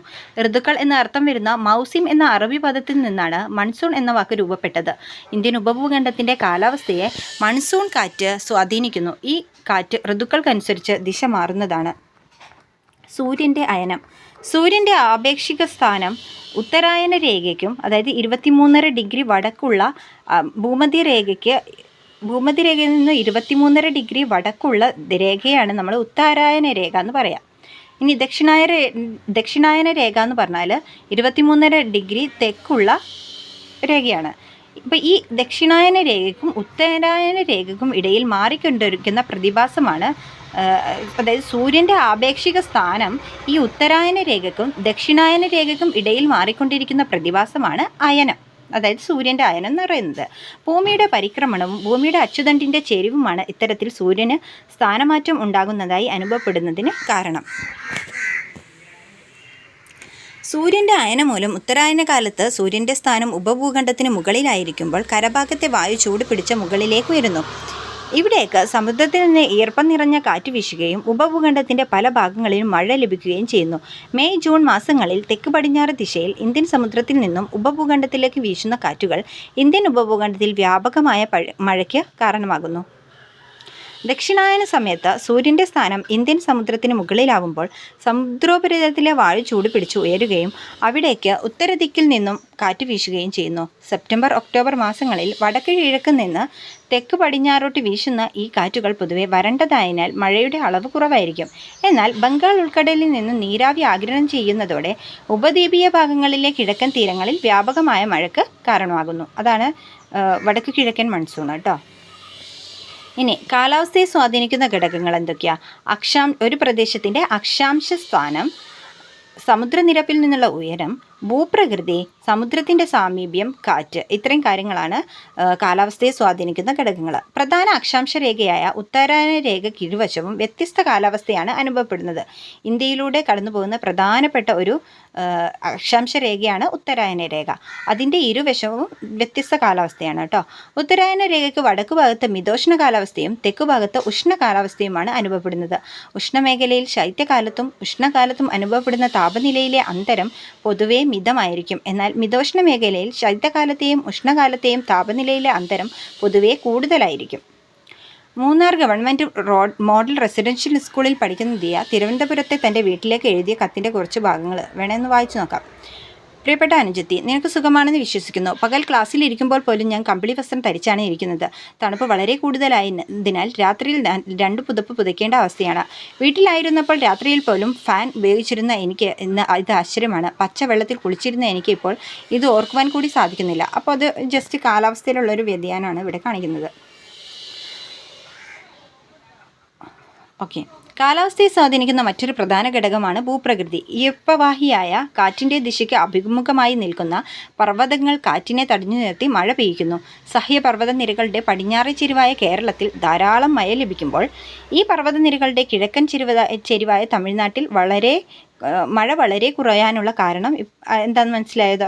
അതായത് ഈ സഹ്യപർവ്വതം നമ്മുടെ കേരളത്തിലേക്ക് അറബിക്കടലിൽ നിന്ന് വരുന്ന കാറ്റിനെ തടഞ്ഞു നിന്നിട്ട് കേരളത്തിൽ നല്ല മഴ ലഭിക്കുന്നു. പക്ഷേ അത് തമിഴ്നാട്ടിലേക്ക് എത്താത്തത് കൊണ്ട് തന്നെ തമിഴ്നാട്ടിൽ മഴ കുറവായിരിക്കും. അതുകൊണ്ട് അത് മഴനിഴൽ പ്രദേശം എന്നാണ് അറിയപ്പെടുന്നത്. അങ്ങനെയുള്ള പ്രദേശങ്ങൾ, അതായത് പർവ്വതത്തിൻ്റെ മറ്റേ വശത്തുള്ള പ്രദേശങ്ങൾ. എന്നാൽ പർവ്വതങ്ങൾക്ക് സമാന്തരമായി ഈർപ്പവാഹിയായ കാറ്റ് വീശുന്ന ഇടങ്ങളിൽ തടസ്സങ്ങളില്ലാത്തതിനാൽ കാറ്റ് മഴ പെയ്യിക്കാതെ കടന്നുപോകുന്നു. രാജസ്ഥാനിലെ ആരവല്ലി മലനിരകൾ ഉൾപ്പെടുന്ന പ്രദേശം മരുഭൂമിയായി മാറിയതിന് പിന്നിലെ കാരണം ഇതാണ്. അപ്പോൾ ആരവല്ലി പർവ്വതനിരകൾ മരുഭൂമിയായതിന് കാരണം പർവ്വതനിരകൾക്ക് സമാന്തരമായി ഈർപ്പവാഹിയായ കാറ്റ് വീശുന്ന ഇടങ്ങളിൽ തടസ്സങ്ങളില്ലാത്തതിനാലും മഴ പെയ്യുന്നില്ല. കാറ്റ് മഴ പെയ്യിക്കാതെ കടന്നു പോകുന്നു. എന്തെങ്കിലും ഒരു തടസ്സം വേണം. അത് തടഞ്ഞു നിർത്തി തടസ്സം വന്നാൽ മാത്രമേ അവിടെ മഴ പെയ്യുള്ളൂ. സമാന്തരമായി കടന്നു പോയാൽ മഴ പെയ്യില്ല. സമുദ്രത്തോട് ചേർന്ന് കിടക്കുന്ന പ്രദേശങ്ങളിൽ ആർദ്ര കാലാവസ്ഥയും സമുദ്രത്തിൽ നിന്നും ഏറെ അകലെ സ്ഥിതി ചെയ്യുന്ന പ്രദേശങ്ങളിൽ താരതമ്യേന വരണ്ട കാലാവസ്ഥയും അനുഭവപ്പെടുന്നു. കാറ്റിൻ്റെ ദിശയും അതിൻ്റെ ജലാംശത്തിൻ്റെ അളവും കാലാവസ്ഥയെ സ്വാധീനിക്കുന്നുണ്ട്. ഇനി ഓരോ പ്രദേശത്തെയും ഭൂപ്രകൃതി, കാലാവസ്ഥ എന്നിവയ്ക്ക് അനുസൃതമായാണ് അതാതിടങ്ങളിലെ ജനങ്ങളുടെ കൃഷി, ആഹാരം, പാർപ്പിടം, വസ്ത്രധാരണം, ആചാരം, ആഘോഷങ്ങൾ തുടങ്ങിയവയെ ക്രമപ്പെടുത്തിയിട്ടുള്ളത്. ഇന്ത്യയിൽ ഭൂരിപക്ഷം ജനങ്ങളും കാർഷിക വൃത്തിയിൽ ഏർപ്പെട്ടിരിക്കുന്നവരായതിനാൽ മഴയുടെ വിതരണത്തിലുണ്ടാകുന്ന ഏറ്റക്കുറച്ചിലുകൾ ജനജീവിതത്തെ ഗണ്യമായി സ്വാധീനിക്കുന്നു. ഉയർന്ന മഴ ലഭിക്കുന്ന പ്രദേശങ്ങളിൽ വ്യാപകമായി കൃഷി നടക്കുമ്പോൾ ദൗർലഭ്യത്താൽ പല ഭാഗങ്ങളും കൃഷിക്ക് അനുയോജ്യമല്ലാതാകുകയും ചെയ്യുന്നു. മഴയുടെ ഏറ്റക്കുറച്ചിലുകൾക്കനുസരിച്ച് കൃഷി ചെയ്യുന്ന വിളകളും വ്യത്യാസപ്പെട്ടിരിക്കുന്നു. ഉയർന്ന മഴ ലഭിക്കുന്ന പ്രദേശങ്ങളിൽ നെല്ലും, മിതമായ മഴ ലഭിക്കുന്ന പ്രദേശങ്ങളിൽ ഗോതമ്പുമാണ് പ്രധാന ധാന്യവിളകൾ. മഴ തീരെ കുറഞ്ഞ പ്രദേശങ്ങളിൽ പയറുവർഗ്ഗങ്ങളും പരുക്കൻ ധാന്യങ്ങളും കൃഷി ചെയ്തു പോരുന്നു. ഇനി വിള, ജലത്തിൻ്റെ ആവശ്യകത, വിത്ത് വിതയ്ക്കുന്ന മാസങ്ങൾ, വിളവെടുക്കുന്ന മാസങ്ങൾ ജസ്റ്റ് ഒന്ന് നോക്കാം. നെല്ല്, ജലത്തിൻ്റെ ആവശ്യകത, ധാരാളം ജലം ആവശ്യമാണ്. വിത്ത് വിതയ്ക്കുന്നത് ജൂൺ മാസത്തിലാണ്, വിളവെടുക്കുന്നത് സെപ്റ്റംബർ മാസത്തിലാണ്. ഗോതമ്പ്, മിതമായ അളവിൽ ജലം ആവശ്യമാണ്. ഒക്ടോബറിലാണ് വിത്ത് വിതയ്ക്കുന്നത്, മാർച്ചിലാണ് വിളവെടുക്കുന്നത്. തണ്ണിമത്തൻ, വിരളമായി മഴ ലഭിക്കുന്ന പ്രദേശങ്ങളിൽ ജലസേചന സൗകര്യം ആവശ്യമാണ്. ഏപ്രിലിലാണ് വിത്ത് വിതയ്ക്കുന്നത്, ജൂണിലാണ് വിളവെടുക്കുന്നത്. ഓക്കെ, ഇന്ത്യയിൽ 3 കാർഷിക കാലങ്ങളാണുള്ളത്: ഖാരിഫ്, റാബി, സെയ്ദ്. ഇത് PSCയുടെ സ്ഥിരം ക്വസ്റ്റ്യനാണ്. തെക്ക് പടിഞ്ഞാറൻ മൺസൂണിനോട് ചേർന്ന് വരുന്ന ഖാരിഫ് കാലത്ത് ഊഷ്മാവും ജലവും കൂടുതൽ ആവശ്യമായ നെല്ല്, പരുത്തി, ചണം, അരിച്ചോളം, ബജ്റ, തുവര എന്നിവ കൃഷി ചെയ്യുന്നു. അപ്പോൾ ഖാരിഫ് വിളകളാണ് ഇതൊക്കെ: നെല്ല്, പരുത്തി, ചണം, അരിച്ചോളം, ബജ്റ, തുവര. ഒക്ടോബർ, നവംബർ മാസങ്ങളിൽ ശൈത്യകാലത്തിൻ്റെ വരവോടെ ആരംഭിക്കുന്ന റാബി കാലം ഊഷ്മാവും ജലവും മിതമായി ആവശ്യമായ ഗോതമ്പ്, പയറുവർഗ്ഗങ്ങൾ, കടുക് മുതലായവയുടെ കൃഷിക്കാലമാണ്. അപ്പോൾ റാബി വിളകളാണ് ഗോതമ്പ്, പയറുവർഗ്ഗങ്ങൾ, കടുക്. ഫെബ്രുവരി മാസത്തോടെ റാബി കാലം അവസാനിക്കുന്നു. റാബി വിളവെടുപ്പിനു ശേഷം ആരംഭിക്കുന്ന ദൈർഘ്യം കുറഞ്ഞ വേനൽക്കാല കാർഷിക കാലമാണ് സയ്യിദ്. തണ്ണിമത്തൻ, വെള്ളരി, പച്ചക്കറികൾ, കാലിത്തീറ്റ വിളകൾ തുടങ്ങിയവ ഈ സമയത്ത് ജലസേചനം ലഭ്യമായ പ്രദേശങ്ങളിൽ കൃഷി ചെയ്യുന്നു. അപ്പോൾ പച്ചക്കറികളും പഴവർഗ്ഗങ്ങളുമാണ് റാബി വിളകൾ. ഇന്ത്യയിൽ 3 കാർഷിക കാലങ്ങൾ ഉണ്ടെങ്കിലും പ്രാദേശിക വ്യതിയാനങ്ങൾ പ്രകടമാണ്. ഇനി ഭക്ഷ്യവിളകൾ. ഭക്ഷ്യവിളകളെ ധാന്യങ്ങളെന്നും പയറുവർഗ്ഗങ്ങളെന്നും 2ആയി തരംതിരിച്ചിരിക്കുന്നു. മൃദുധാന്യങ്ങളായ നെല്ല്, ഗോതമ്പ് എന്നിവയും പരുക്കൻ ധാന്യങ്ങളായ ബജ്റ, ചോളം, റാഗി തുടങ്ങിയവയും ഇന്ത്യയിൽ കൃഷി ചെയ്യുന്നു. പയർ, തുവര എന്നിവയാണ് ഇന്ത്യയിൽ കൃഷി ചെയ്യുന്ന പ്രധാന പയറുവർഗ്ഗങ്ങൾ. ഇനി നാണ്യവിളകൾ ഏതൊക്കെയെന്ന് നോക്കാം. വാണിജ്യാടിസ്ഥാനത്തിൽ വൻതോതിൽ കൃഷി ചെയ്യുന്ന വിളകളാണ് നാണ്യവിളകൾ. നാണ്യവിളകളിൽ കരിമ്പ്, പുകയില, പരുത്തി, ചണം, എണ്ണക്കുരുക്കൾ എന്നിവ ഉൾപ്പെടുന്നു. ഇനി നാരുവിളകൾ. പരുത്തിയും ചണവുമാണ് ഇന്ത്യയിലെ പ്രധാന നാരുവിളകൾ. തുണിത്തരങ്ങൾ, ബാഗുകൾ, ചാക്കുകൾ തുടങ്ങി നിരവധി വസ്തുക്കൾ നിർമ്മിക്കുന്നതിനാവശ്യമായ നാരുകൾ നമുക്ക് നൽകുന്നത് നാരുവിളകളാണ്. ഇനി എണ്ണക്കുരുക്കൾ. ഭക്ഷ്യ എണ്ണ ഉൽപ്പാദിക്കുന്നതിനാണ് എണ്ണക്കുരുക്കൾ കൃഷി ചെയ്യുന്നത്. നിലക്കടല, കടുക് വർഗ്ഗങ്ങൾ, സോയാബീൻ, സൂര്യകാന്തി എന്നിവ ഇതിൽപ്പെടുന്നു. ഇവയ്ക്ക് പുറമേ തേയില, കാപ്പി, റബ്ബർ, സുഗന്ധദ്രവ്യങ്ങൾ, കിഴങ്ങുവർഗ്ഗങ്ങൾ മുതലായ മറ്റ് വിളകളെയും ഇന്ത്യയിൽ കൃഷി ചെയ്യുന്നുണ്ട്. ഇവയിൽ പലതും തോട്ടവിളകളായാണ് കൃഷി ചെയ്യുന്നത്. വിവിധ തരം വിളകളെക്കുറിച്ച് മനസ്സിലാക്കിയല്ലോ. അപ്പം ലോകത്തിൻ്റെ വിവിധ ഭാഗങ്ങളിൽ ഭൂഘടന, മണ്ണിൻ്റെ ഫലഭൂയിഷ്ഠത, കാലാവസ്ഥ, ജലലഭ്യത, ജനസാന്ദ്രത, കൃഷിഭൂമിയുടെ വിസ്തൃതി, വിളകളുടെ മൂല്യം, ലഭ്യമായ സാങ്കേതികവിദ്യ തുടങ്ങിയവയുടെ അടിസ്ഥാനത്തിൽ വിവിധ കൃഷിരീതികൾ നിലനിൽക്കുന്നുണ്ട്. പ്രാകൃത ഉപജീവന കൃഷി, തീവ്ര ഉപജീവന കൃഷി, മിശ്ര കൃഷി, വിസ്തൃത വാണിജ്യ ധാന്യകൃഷി, ക്ഷീരകൃഷി, തോട്ടവിള കൃഷി, പുഷ്പഫല കൃഷി. പ്രാകൃത ഉപജീവന കൃഷി, തീവ്ര ഉപജീവന കൃഷി, മിശ്ര കൃഷി, വിസ്തൃത വാണിജ്യ ധാന്യകൃഷി, ക്ഷീരകൃഷി, തോട്ടവിള കൃഷി, പുഷ്പഫല കൃഷി തുടങ്ങിയവ ഇതിൽ ഉൾപ്പെടുന്നു. ഇന്ത്യയിലെ വിവിധ കൃഷിരീതികൾ ഏതൊക്കെയെന്ന് നമുക്ക് അടുത്ത അധ്യായത്തിലൂടെ നോക്കാം. അപ്പോൾ ഇനി ഈ ഒരു പാർട്ട് 1 ലാസ്റ്റ് ചാപ്റ്ററാണ്, 7ാമത്തെ ചാപ്റ്റർ, ഭക്ഷ്യോൽപാദനം മുതൽ ഭക്ഷ്യസുരക്ഷ വരെ. ജസ്റ്റ് കുറച്ച് കാര്യങ്ങൾ പറയുന്നുണ്ട്. ഇനി വേട്ടയാടി ജീവിച്ച നമ്മുടെ പൂർവികരിൽ നിന്നും ആധുനിക മനുഷ്യരിലേക്കുള്ള വികാസത്തിൽ കൃഷിക്ക് പ്രധാന പങ്കുണ്ട്. കൃഷി ചെയ്ത് ജീവിക്കാൻ ആരംഭിച്ചതോടുകൂടിയാണ് കുടുംബം, കൂട്ടായ്മ, ഗ്രാമം, പട്ടണം തുടങ്ങി സാമൂഹിക ജീവിതത്തിന് ആവശ്യമായ സംവിധാനങ്ങൾ രൂപപ്പെട്ടത്. ഉപജീവനത്തെ അടിസ്ഥാനമാക്കി ചിട്ടപ്പെടുത്തിയ കാർഷിക ശൈലിയിൽ നിന്നും കാലക്രമേണ മനുഷ്യർ കമ്പോളത്തെ അടിസ്ഥാനമാക്കിയുള്ള കൃഷിയിലേക്ക് മാറി. ഈ മാറ്റങ്ങൾ ഏതൊക്കെയാണെന്നും അതിനുവേണ്ടി മനുഷ്യർ അവലംബിച്ച കൃഷിരീതികൾ ഏതൊക്കെയാണെന്നും നമുക്ക് പരിചയപ്പെടാം. കൃഷിയുടെ ഉദ്ഭവം. അലഞ്ഞു തിരിഞ്ഞ് നടന്നിരുന്ന മനുഷ്യർ ഏതാണ്ട് 7000 BCEയിലാണ് കൃഷി ചെയ്യാൻ ആരംഭിച്ചത്. മെസപ്പൊട്ടേമിയ, തുർക്കി, ഈജിപ്ത്, പടിഞ്ഞാറൻ ഏഷ്യ, യൂറോപ്പ് എന്നിവിടങ്ങളിലൊക്കെ വിവിധ കാലങ്ങളിൽ മനുഷ്യർ കൃഷി ചെയ്യാൻ ആരംഭിച്ചു. ഏതാണ്ട് 3000 BCEയിൽ സിന്ധു നദീതട നാഗരികതയോട് ചേർന്നാണ് ഇന്ത്യയിൽ കാർഷിക സംസ്കാരം വളർന്നു വന്നത്. ഈ നദീതീരത്തെ ഇരട്ട നഗരങ്ങളായ മോഹൻജദാരോവിലും ഹാരപ്പയിലുമാണ് ഗോതമ്പ്, ബാർലി തുടങ്ങിയ ധാന്യങ്ങൾ കൃഷി ചെയ്തിരുന്നത്. ദക്ഷിണേന്ത്യയിൽ പിന്നെയും വളരെ കാലം കഴിഞ്ഞാണ് കൃഷി ആരംഭിച്ചത്. ഉപജീവന കൃഷി, ഇത് PSC ക്വസ്റ്റ്യൻ വന്നിട്ടുള്ളതാണ് ലേറ്റസ്റ്റ് ആയിട്ട് പല രീതിയിലുള്ള കൃഷി രീതികളെക്കുറിച്ചൊക്കെ. ഓക്കെ, ഉപജീവന കൃഷി. കർഷകർ തങ്ങളുടെ കുടുംബത്തിൻ്റെ ഉപജീവനത്തിന് ആവശ്യമായ ഉൽപ്പന്നങ്ങൾ മാത്രം ഉൽപ്പാദിപ്പിച്ച് ഉപയോഗിക്കുന്ന രീതിയാണിത്. ലാഭം നേടുക എന്നത് ഈ കൃഷി രീതിയുടെ പ്രാഥമിക ലക്ഷ്യമല്ല. ഇപ്പോൾ ഇവർക്ക് ഉപജീവനാണ് ലക്ഷ്യം. എന്നാൽ ചില അവസരങ്ങളിൽ മിച്ചം വരുന്ന കാർഷികോൽപ്പന്നങ്ങൾ മറ്റ് ആവശ്യങ്ങൾ നിറവേറ്റുന്നതിനായി വിൽക്കുകയും ചെയ്യുന്നു. പരമ്പരാഗത കാർഷിക ഉപകരണങ്ങളാണ് ഈ കൃഷി രീതിയിൽ കൂടുതലായി ഉപയോഗിക്കുന്നത്. നെക്സ്റ്റ്, സമ്മിശ്ര കൃഷി. ഒരു നിശ്ചിത കൃഷിയിടത്തിൽ ഒരേ സമയം ഒന്നിലധികം വിളകൾ കൃഷി ചെയ്യുന്നതാണ് സമ്മിശ്ര കൃഷി. ഇതിനൊപ്പം കന്നുകാലി വളർത്തൽ, കോഴി വളർത്തൽ, മീൻ വളർത്തൽ തുടങ്ങിയവയും സംയോജിപ്പിച്ച് ചെയ്യാവുന്നതാണ്. അതായത് മിശ്രമായിട്ട് ചെയ്യാം, എല്ലാം കൂടി മിക്സ് ചെയ്തിട്ട് ചെയ്യാം. ഇതിനുകൊണ്ടുള്ള ഗുണങ്ങൾ എന്താണ്? കന്നുകാലികൾക്കുള്ള തീറ്റ കൃഷിയിൽ നിന്നും ലഭിക്കുന്നു. അതുപോലെ കൃഷിക്ക് ആവശ്യമായ വളം കന്നുകാലികളിൽ നിന്നും തിരിച്ചും ലഭിക്കുന്നു. ചെലവ് താരതമ്യേന കുറവായിരിക്കും. ഇനി തോട്ടവിള കൃഷി. പരമ്പരാഗത രീതിയിൽ നെല്ലും മറ്റ് ഭക്ഷ്യവിളകളും മാത്രം കൃഷി ചെയ്തിരുന്ന കർഷകർ ബ്രിട്ടീഷുകാരുടെ വരവോടെ വിശാലമായ പ്രദേശത്ത് വൻതോതിൽ തോട്ടവിളയായ തേയില, കാപ്പി, ഗ്രാമ്പു, ഏലം, കുരുമുളക് തുടങ്ങിയവ കൃഷി ചെയ്യാൻ ആരംഭിച്ചു. വ്യാവസായിക വിപ്ലവത്തിൻ്റെ ഈറ്റില്ലമായിരുന്ന ബ്രിട്ടൻ ഉൾപ്പെടെയുള്ള യൂറോപ്യൻ രാജ്യങ്ങളിൽ ഉയർന്ന അളവിൽ കാർഷിക അസംസ്കൃത വസ്തുക്കൾ ആവശ്യമായിരുന്നു. അതിനായി 19-ാം നൂറ്റാണ്ടിൻ്റെ ആരംഭത്തോടുകൂടി കോളനി രാജ്യങ്ങളിൽ അവർ തോട്ടവിളകൾ പ്രോത്സാഹിപ്പിച്ചു. ദീർഘകാല വരുമാനവും താരതമ്യേന കുറഞ്ഞ ഉൽപ്പാദന ചെലവും ഈ കൃഷി രീതിയുടെ പ്രത്യേകതയാണ്. അടുത്തതാണ് വാണിജ്യവിള കൃഷി. കാർഷിക ഉൽപ്പന്നങ്ങൾ വാണിജ്യാടിസ്ഥാനത്തിൽ വൻതോതിൽ ഉൽപ്പാദിപ്പിക്കുന്നതാണ് വാണിജ്യവിള കൃഷി. വ്യവസായശാലകളിൽ ഉപയോഗിക്കുന്ന കാർഷിക അസംസ്കൃത വസ്തുക്കൾ പ്രദാനം ചെയ്യുന്നതിൽ വാണിജ്യവിള കൃഷിയുടെ പങ്ക് വളരെ വലുതാണ്. ഉയർന്ന മൂലധന നിക്ഷേപവും ആധുനിക സാങ്കേതികവിദ്യയുടെ ഉപയോഗവും ആവശ്യമായി വരുന്ന ഒരു കൃഷി കൂടിയാണിത്. റബ്ബർ, കരിമ്പ്, പരുത്തി, ചണം തുടങ്ങിയവ വാണിജ്യ വിളകളാണ്. നമ്മുടെ രാജ്യത്ത് വിവിധ തരം കൃഷിരീതികൾ പരിചയപ്പെട്ടല്ലോ. കൂടുതൽ സവിശേഷത വായിക്കാം. ഉപജീവന കൃഷി എന്തൊക്കെയായിരുന്നു? സ്വന്തം ഉപയോഗത്തിന് ആവശ്യമായ ഉൽപ്പാദനം ചെറിയ ഇടങ്ങളിലും കൃഷി ചെയ്യാൻ സാധിക്കും. സമ്മിശ്ര കൃഷി. ഒരേ വളം തന്നെ ഒന്നിലധികം കൃഷികൾക്ക് പ്രയോജനപ്പെടുന്നു. ഉൽപ്പാദന ചെലവ് കുറവ്. തോട്ടവിള കൃഷി. താരതമ്യേന കുറഞ്ഞ ഉൽപ്പാദന ചെലവ്, വൻതോതിലുള്ള ഉൽപ്പാദനം. ഇനി വാണിജ്യവിള കൃഷി. ഉയർന്ന മൂലധന നിക്ഷേപം, അസംസ്കൃത വസ്തുക്കൾ പ്രദാനം ചെയ്യുന്നു. കൃഷി ഭക്ഷണത്തിനും വരുമാനത്തിനും. കാർഷിക വിളകളെ ഭക്ഷ്യവിളകൾ, നാണ്യവിളകൾ എന്നിങ്ങനെ രണ്ടായി തരംതിരിച്ചിരിക്കുന്നു. ഭക്ഷ്യവസ്തുക്കളായി ഉപയോഗിക്കാൻ കഴിയുന്ന വിളകളാണ് ഭക്ഷ്യവിളകൾ. എന്നാൽ വാണിജ്യ വ്യാവസായിക ആവശ്യങ്ങൾക്കായി ഉപയോഗിക്കുന്ന വിളകളാണ് നാണ്യവിളകൾ. ഭക്ഷ്യവിളകളാണ് നെല്ല്, ഗോതമ്പ്. നാണ്യവിളകളാണ് പരുത്തി, റബ്ബർ എന്നിവ. ഇനി വിള സംസ്ഥാനങ്ങൾ. ഗോതമ്പ് ഏറ്റവും കൂടുതൽ ഉണ്ടാകുന്ന കൃഷി ചെയ്യുന്ന സംസ്ഥാനങ്ങളാണ് ഉത്തർപ്രദേശ്, പഞ്ചാബ്, മധ്യപ്രദേശ്, ഹരിയാന. പരുത്തി കൃഷി ചെയ്യുന്ന സംസ്ഥാനങ്ങളാണ് സംസ്ഥാനങ്ങൾ.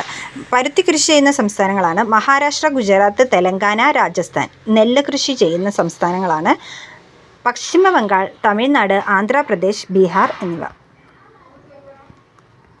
ഇനി വൈവിധ്യമാർന്ന കാർഷിക വിളകൾ ഇന്ത്യയുടെ സവിശേഷതയാണ്. വ്യത്യസ്തങ്ങളായ ഇത്തരം കാർഷിക വിളകൾക്ക് ഇന്ത്യയിൽ കൃഷി ചെയ്യുന്നതിന് അനുകൂലമായ ഭൂമിശാസ്ത്ര ഘടകങ്ങൾ എന്തൊക്കെയാണെന്ന് നോക്കാം. ഫലഭൂയിഷ്ഠമായ മണ്ണ്, അനുകൂലമായ കാലാവസ്ഥ, ജലസേചന സൗകര്യം. ഇതൊക്കെയാണ് നമ്മുടെ ഇന്ത്യയിൽ അനുകൂല സാഹചര്യങ്ങൾ. ഇനി കൃഷിയും കൃഷി അധിഷ്ഠിത വ്യവസായങ്ങളും. കാർഷികോൽപ്പന്നങ്ങളെ ആശ്രയിച്ച് പ്രവർത്തിക്കുന്ന വ്യവസായങ്ങളാണ് കൃഷി അധിഷ്ഠിത വ്യവസായങ്ങൾ. കാർഷികോൽപ്പന്നമായ പരുത്തി തുണി വ്യവസായത്തിൻ്റെ അസംസ്കൃത വസ്തുവാണ്. അതിനാൽ തുണി വ്യവസായം കൃഷി അധിഷ്ഠിത വ്യവസായത്തിന് ഉദാഹരണമാണ്.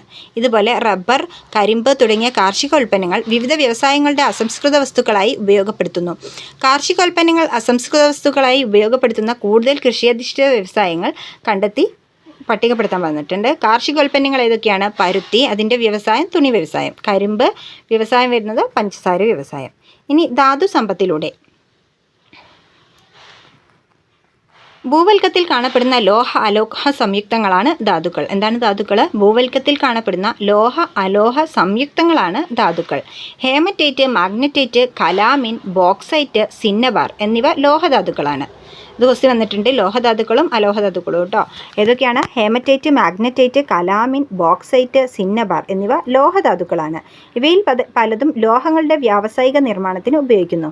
മൈക്ക, വജ്രം, സിലിക്ക. ഏതൊക്കെയാ? മൈക്ക, വജ്രം, സിലിക്ക തുടങ്ങിയവ അലോഹധാതുക്കളും കൽക്കരി, പെട്രോളിയം എന്നിവ ഇന്ധനധാതുക്കളുമാണ്. ധാതുക്കളെ പ്രധാന അസംസ്കൃത വസ്തുക്കളായി ഉപയോഗപ്പെടുത്തുന്നവയാണ് ധാതു അധിഷ്ഠിത വ്യവസായങ്ങൾ. രാജ്യത്തെ ഏറ്റവും വലിയ ധാതു അധിഷ്ഠിത വ്യവസായമാണ് ഇരുമ്പുരുക്ക് വ്യവസായം. ഇത് വ്യവസായ മേഖലയുടെ നട്ടെല്ലെന്നും പ്രാഥമിക വ്യവസായമെന്നും അറിയപ്പെടുന്നു.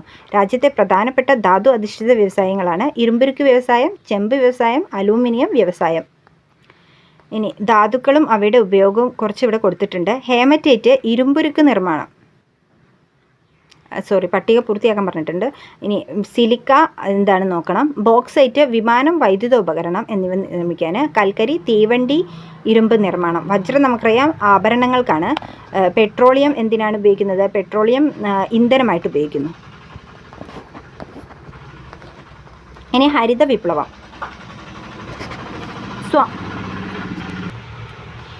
സ്വാതന്ത്ര്യത്തിനു മുമ്പുള്ള ബ്രിട്ടീഷുകാരുടെ ഭൂനികുതി സമ്പ്രദായം കർഷകർക്ക് കടബാധ്യതയും ഭക്ഷ്യവിളകളോടുള്ള ബ്രിട്ടീഷുകാരുടെ അവഗണന ഭക്ഷ്യക്ഷാമവും സൃഷ്ടിച്ചു.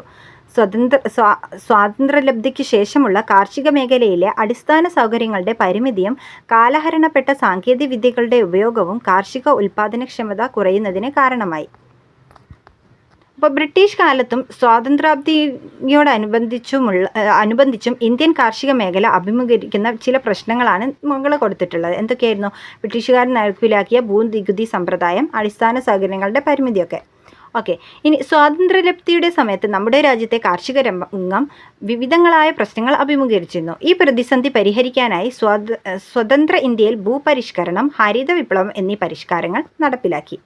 അപ്പോൾ സ്വാതന്ത്ര്യകാലത്തുണ്ടായിരുന്ന പ്രശ്നങ്ങൾ പരിഹരിക്കാൻ വേണ്ടിയിട്ട് വന്നിട്ടുള്ള 2 പരിഷ്കാരങ്ങളാണ് ഭൂപരിഷ്കരണം, ഹരിത വിപ്ലവം. ഭൂപരിഷ്കരണത്തിൻ്റെ ഭാഗമായി ഒരു വ്യക്തിക്ക് അയാളുടെ ഉടമസ്ഥതയിൽ വയ്ക്കാവുന്ന ഭൂമിക്ക് പരിധി നിശ്ചയിച്ചു. ആ പരിധിക്ക് മുകളിലുള്ള ഭൂമിയെ മിച്ചഭൂമിയായി കണക്കാക്കി ഗവൺമെൻറ് ഏറ്റെടുത്ത് ഭൂരഹിതരായ കർഷകർക്കും കുടിയാന്മാർക്കും വിതരണം ചെയ്തു. തൽഫലമായി കാർഷിക ഉൽപ്പാദനം വർദ്ധിച്ചു. ഇന്ത്യക്ക് മാതൃകയായി ഭൂപരിഷ്കരണ നിയമം ആദ്യമായി നടപ്പാക്കിയ സംസ്ഥാനങ്ങളിലൊന്നാണ് കേരളം. അത്യുൽപാദന ശേഷിയുള്ള വിത്തിനങ്ങൾ, രാസവളങ്ങൾ, കീടനാശിനികൾ, പുത്തൻ സാങ്കേതിക വിദ്യകൾ, കുറഞ്ഞ നിരക്കിൽ വായ്പ, ശാസ്ത്രീയ ജലസേചനം എന്നിവ ഉപയോഗിച്ച് ഭക്ഷ്യധാന്യങ്ങളുടെ ഉൽപ്പാദനം വൻതോതിൽ വർദ്ധിപ്പിച്ച പദ്ധതിയാണ് ഹരിത വിപ്ലവം. ഇത് സ്ഥിരം ക്വസ്റ്റ്യനാണ്. എന്തൊക്കെയാണ് ഹരിത വിപ്ലവത്തിൻ്റെ പ്രത്യേകതകളെന്ന്? അത്യുൽപാദന ശേഷിയുള്ള വിത്തിനങ്ങൾ, രാസവളങ്ങൾ, കീടനാശിനികൾ, പുത്തൻ സാങ്കേതിക വിദ്യകൾ, കുറഞ്ഞ നിരക്കിൽ വായ്പ, ശാസ്ത്രീയ ജലസേചനം. ഓക്കെ. ഭക്ഷ്യധാന്യങ്ങളിൽ പ്രധാനമായും ആദ്യഘട്ട നേട്ടം കാണാനായത് ഗോതമ്പ് ഉൽപ്പാദനത്തിലാണ്. അതിനാൽ ഇതിനെ ഗോതമ്പ് വിപ്ലവം എന്നും വിശേഷിപ്പിക്കാറുണ്ട്. ഇന്ത്യൻ ഹരിത വിപ്ലവത്തിൻ്റെ പിതാവ് എന്നറിയപ്പെടുന്നത് ഡോക്ടർ MS സ്വാമിനാഥനാണ്. 1925 ഓഗസ്റ്റ് 7 തമിഴ്നാട്ടിലെ കുംഭകോണത്തിലാണ് ജനിച്ചത്. ഇന്ത്യൻ കാർഷിക ഗവേഷണ കൗൺസിലിൻ്റെ ആദ്യ ഡയറക്ടറായി പ്രവർത്തിച്ചു. രാജ്യത്തെ 70% ജനങ്ങളും കാർഷിക പ്രവൃത്തിയിൽ ഏർപ്പെടുമ്പോഴും രാജ്യം ഭക്ഷ്യധാന്യങ്ങൾ ഇറക്കുമതി ചെയ്യുകയായിരുന്നു. ഇതിന് പരിഹാരം കാണുന്നതിനായി നോർമൻ ബോർലോഗുമായി സഹകരിച്ച് ഇന്ത്യൻ കാർഷിക മേഖലയിൽ ഹരിത വിപ്ലവ പരീക്ഷണം നടത്തി. തൽഫലമായി ഉൽപ്പാദനം മുൻ വിളവെടുപ്പിനേക്കാൾ 5 ദശലക്ഷം ടൺ വർദ്ധിച്ചു. ഇതിനെ തുടർന്ന് ഇന്ത്യ ഭക്ഷ്യോൽപാദനത്തിൽ സ്വയം പര്യാപ്തത കൈവരിക്കുകയും ചെയ്തു. ഈ നേട്ടങ്ങൾക്ക് നേതൃത്വപരമായ പങ്ക് വഹിച്ച അദ്ദേഹത്തെ രാജ്യം പത്മശ്രീ, പത്മഭൂഷൺ, ഭാരതരത്ന എന്നീ പുരസ്കാരങ്ങൾ നൽകി ആദരിച്ചു. 2023 സെപ്റ്റംബർ 28 അദ്ദേഹം ചെന്നൈയിൽ അന്തരിച്ചു. ഈ അടുത്താണ് അദ്ദേഹം അന്തരിച്ചിട്ടുള്ളത്. ഇനി ഹരിത വിപ്ലവത്തിൻ്റെ ഇരുപുറങ്ങൾ. നേട്ടങ്ങളും പരിമിതികളും ഉണ്ടായിട്ടുണ്ട് ഹരിത വിപ്ലവത്തിന്. നേട്ടങ്ങൾ എന്തൊക്കെയായിരുന്നു? ഭക്ഷ്യധാന്യങ്ങളുടെ ഉൽപ്പാദന വർധനവ്, ഭക്ഷ്യ സ്വയം പര്യാപ്തത ഉറപ്പാക്കി, ഭക്ഷ്യധാന്യങ്ങളുടെ വില കുറഞ്ഞു, ഭക്ഷ്യധാന്യങ്ങളുടെ കരിഞ്ചന്തയും പൂഴ്ത്തിവയ്പും കുറഞ്ഞു എന്ന പരിമിതികളുണ്ട്. ജലം അമിതമായി ഉപയോഗിച്ചത് വഴി ഭൂഗർഭജലത്തിൻ്റെ അളവ് ഗണ്യമായി കുറഞ്ഞു. രാസവളങ്ങളുടെയും കീടനാശിനികളുടെയും അമിത ഉപയോഗം മണ്ണിൻ്റെ സ്വാഭാവിക ഫലഭൂയിഷ്ഠത കുറച്ചു. മാത്രമല്ല ഇത് വൻകിട കർഷകരും ചെറുകിട കർഷകരും തമ്മിലുള്ള ഒരു അന്തരം വർദ്ധിപ്പിക്കുകയും ചെയ്തിട്ടുണ്ട് കേട്ടോ. ലോകമെമ്പാടുമുള്ള ഇനി നോർമൻ ബോർലോഗിനെ കുറിച്ചൊന്ന് വായിക്കാം.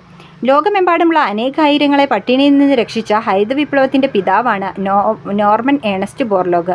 1914 മാർച്ച് 25 അമേരിക്കയിൽ ജനിച്ച ഇദ്ദേഹം പട്ടിണിയിൽ നിന്നുള്ള മോചനമാണ് സമാധാനത്തിലേക്കുള്ള ആദ്യ പടിയെന്ന് വിശ്വസിച്ചു. 1970 സമാധാനത്തിനുള്ള നോബൽ പുരസ്കാരവും ഇദ്ദേഹത്തിന് ലഭിച്ചു. ദാരിദ്ര്യം എന്നാൽ ഇത് ജസ്റ്റ് ഒരു പറയുന്നത് ഒരു കുറിപ്പാണ്, വായിക്കേണ്ട. കണക്കിലെ മാന്ത്രികൻ എന്ന് വിശേഷിപ്പിക്കപ്പെടുന്ന ഭാരതീയനായ ഗണിതശാസ്ത്രജ്ഞൻ ശ്രീനിവാസ രാമാനുജൻ്റെ ജീവചരിത്രക്കുറിപ്പിൽ നിന്നുള്ള ഭാഗമാണത് കേട്ടോ. മുകളിൽ കൊടുത്തത് ഞാൻ വായിക്കുന്നില്ല. അപ്പോൾ കണക്കിലെ മാന്ത്രികൻ എന്നറിയപ്പെടുന്നത് ആരാണ്? ശ്രീനിവാസ രാമാനുജൻ. മനുഷ്യൻ്റെ അടിസ്ഥാന ആവശ്യങ്ങളായ ആഹാരം, വസ്ത്രം, പാർപ്പിടം, വിദ്യാഭ്യാസം, ആരോഗ്യം എന്നിവ ആവശ്യാനുസരണം ലഭിക്കാത്ത അവസ്ഥയാണ് ദാരിദ്ര്യം. മിതമായ ആവശ്യങ്ങൾ പോലും നിറവേറ്റാൻ കഴിയാത്ത തരത്തിൽ വരുമാനമോ സ്വത്തോ പ്രാപ്യമാക്കാനുള്ള ശേഷിയില്ലാത്തവരാണ് ദരിദ്രർ. ഇനി എന്താണ് ദാരിദ്ര്യരേഖ? ഒരു രാജ്യത്തെ ജനങ്ങളെ ദരിദ്രരെന്നും അല്ലാത്തവരെന്നും വിഭജിക്കുന്ന സാങ്കല്പിക രേഖയാണ് ദാരിദ്ര്യരേഖ. ഒരാളുടെ വരുമാനത്തിൻ്റെയും ഭക്ഷണത്തിൽ നിന്ന് ലഭിക്കേണ്ട ഊർജ്ജത്തിൻ്റെയും അടിസ്ഥാനത്തിലാണ് നമ്മുടെ രാജ്യത്ത് ദാരിദ്ര്യം കണക്കാക്കി വരുന്നത്. രാജ്യത്തെ ജനങ്ങളെ ദാരിദ്ര്യത്തിലേക്ക് നയിക്കുന്ന കാരണങ്ങൾ ഏതൊക്കെയാണെന്ന് നോക്കാം. എന്തൊക്കെയാണ്?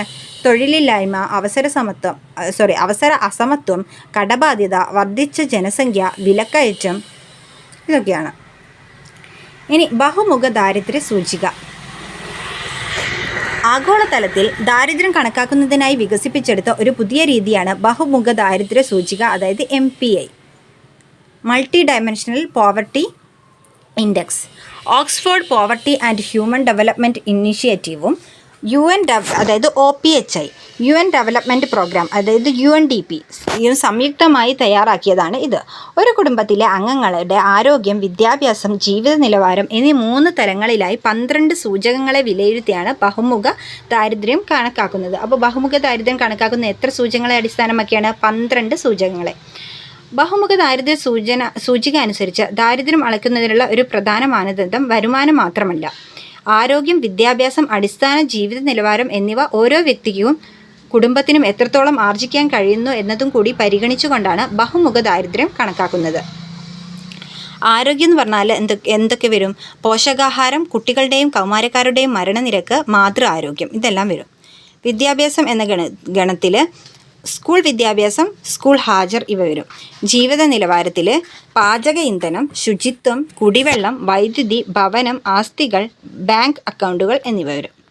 നീതി ആയോഗ് അംഗീകരിച്ച ബഹുമുഖ ദാരിദ്ര്യ സൂചിക അനുസരിച്ച് നമ്മുടെ രാജ്യത്തെ സംസ്ഥാനങ്ങളുടെയും കേന്ദ്രഭരണ പ്രദേശങ്ങളുടെയും 2015-16, 2019-20 വർഷങ്ങളിലെ ദാരിദ്ര്യനിലയാണ് ഗ്രാഫിൽ സൂചിപ്പിക്കുന്നത്. കണ്ടല്ലോ.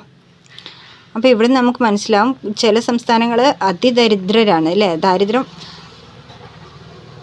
വളരെ കൂടുതലുണ്ട്, ചിലതിൽ കുറവാണ്. ഓക്കെ, ഇനി ദാരിദ്ര്യത്തിൽ നിന്ന് കരകയറാൻ. നമ്മുടെ രാജ്യത്ത് നിലനിൽക്കുന്ന ദാരിദ്ര്യത്തെ ഇല്ലാതാക്കുന്നതിന് നിരവധി ദാരിദ്ര്യ നിർമ്മാർജ്ജന പദ്ധതികളാണ് കേന്ദ്ര സംസ്ഥാന ഗവൺമെൻറ്റുകൾ നടപ്പിലാക്കി വരുന്നത്. പദ്ധതികളെ 3 വിഭാഗങ്ങളായി തിരിക്കാം. ഒന്ന് പദ്ധതി വിഭാഗം, ഒന്ന് സ്വയം തൊഴിൽ വേതന തൊഴിൽ പദ്ധതികൾ, 2 ഭക്ഷ്യസുരക്ഷാ പദ്ധതികൾ, 3 സാമൂഹ്യ സുരക്ഷാ പദ്ധതികൾ. അപ്പോൾ സ്വയം തൊഴിൽ വേതന പദ്ധതികൾ ഏതൊക്കെയാണെന്ന് നോക്കാം.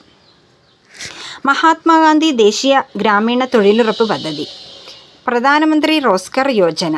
ഈ 2 പദ്ധതികളും പദ്ധതിയുടെ ലക്ഷ്യങ്ങൾ എന്താണ് വരുന്നത്? താഴ്ന്ന വരുമാനമുള്ള പ്രായപൂർത്തിയായ കുടുംബാംഗങ്ങൾക്ക് തൊഴിൽ അവസരങ്ങളും വരുമാനവും ലഭിക്കുന്നു. ഇനി ജീവനം പദ്ധതി, അതും ഒരു സ്വയം തൊഴിൽ വേതന തൊഴിൽ പദ്ധതിയിൽ വിടുന്നതാണ്. സാമ്പത്തികമായി പ്രയാസം അനുഭവിക്കുന്ന കുറ്റകൃത്യങ്ങൾക്കിരയായി മരണപ്പെട്ടവരുടെ ആശ്രിതർക്ക് ഉപജീവന മാർഗം കണ്ടെത്തുന്നതിനാണ് ജീവനം പദ്ധതി. 3-മത്തേത് അയ്യങ്കാളി നഗര തൊഴിലുറപ്പ് പദ്ധതി.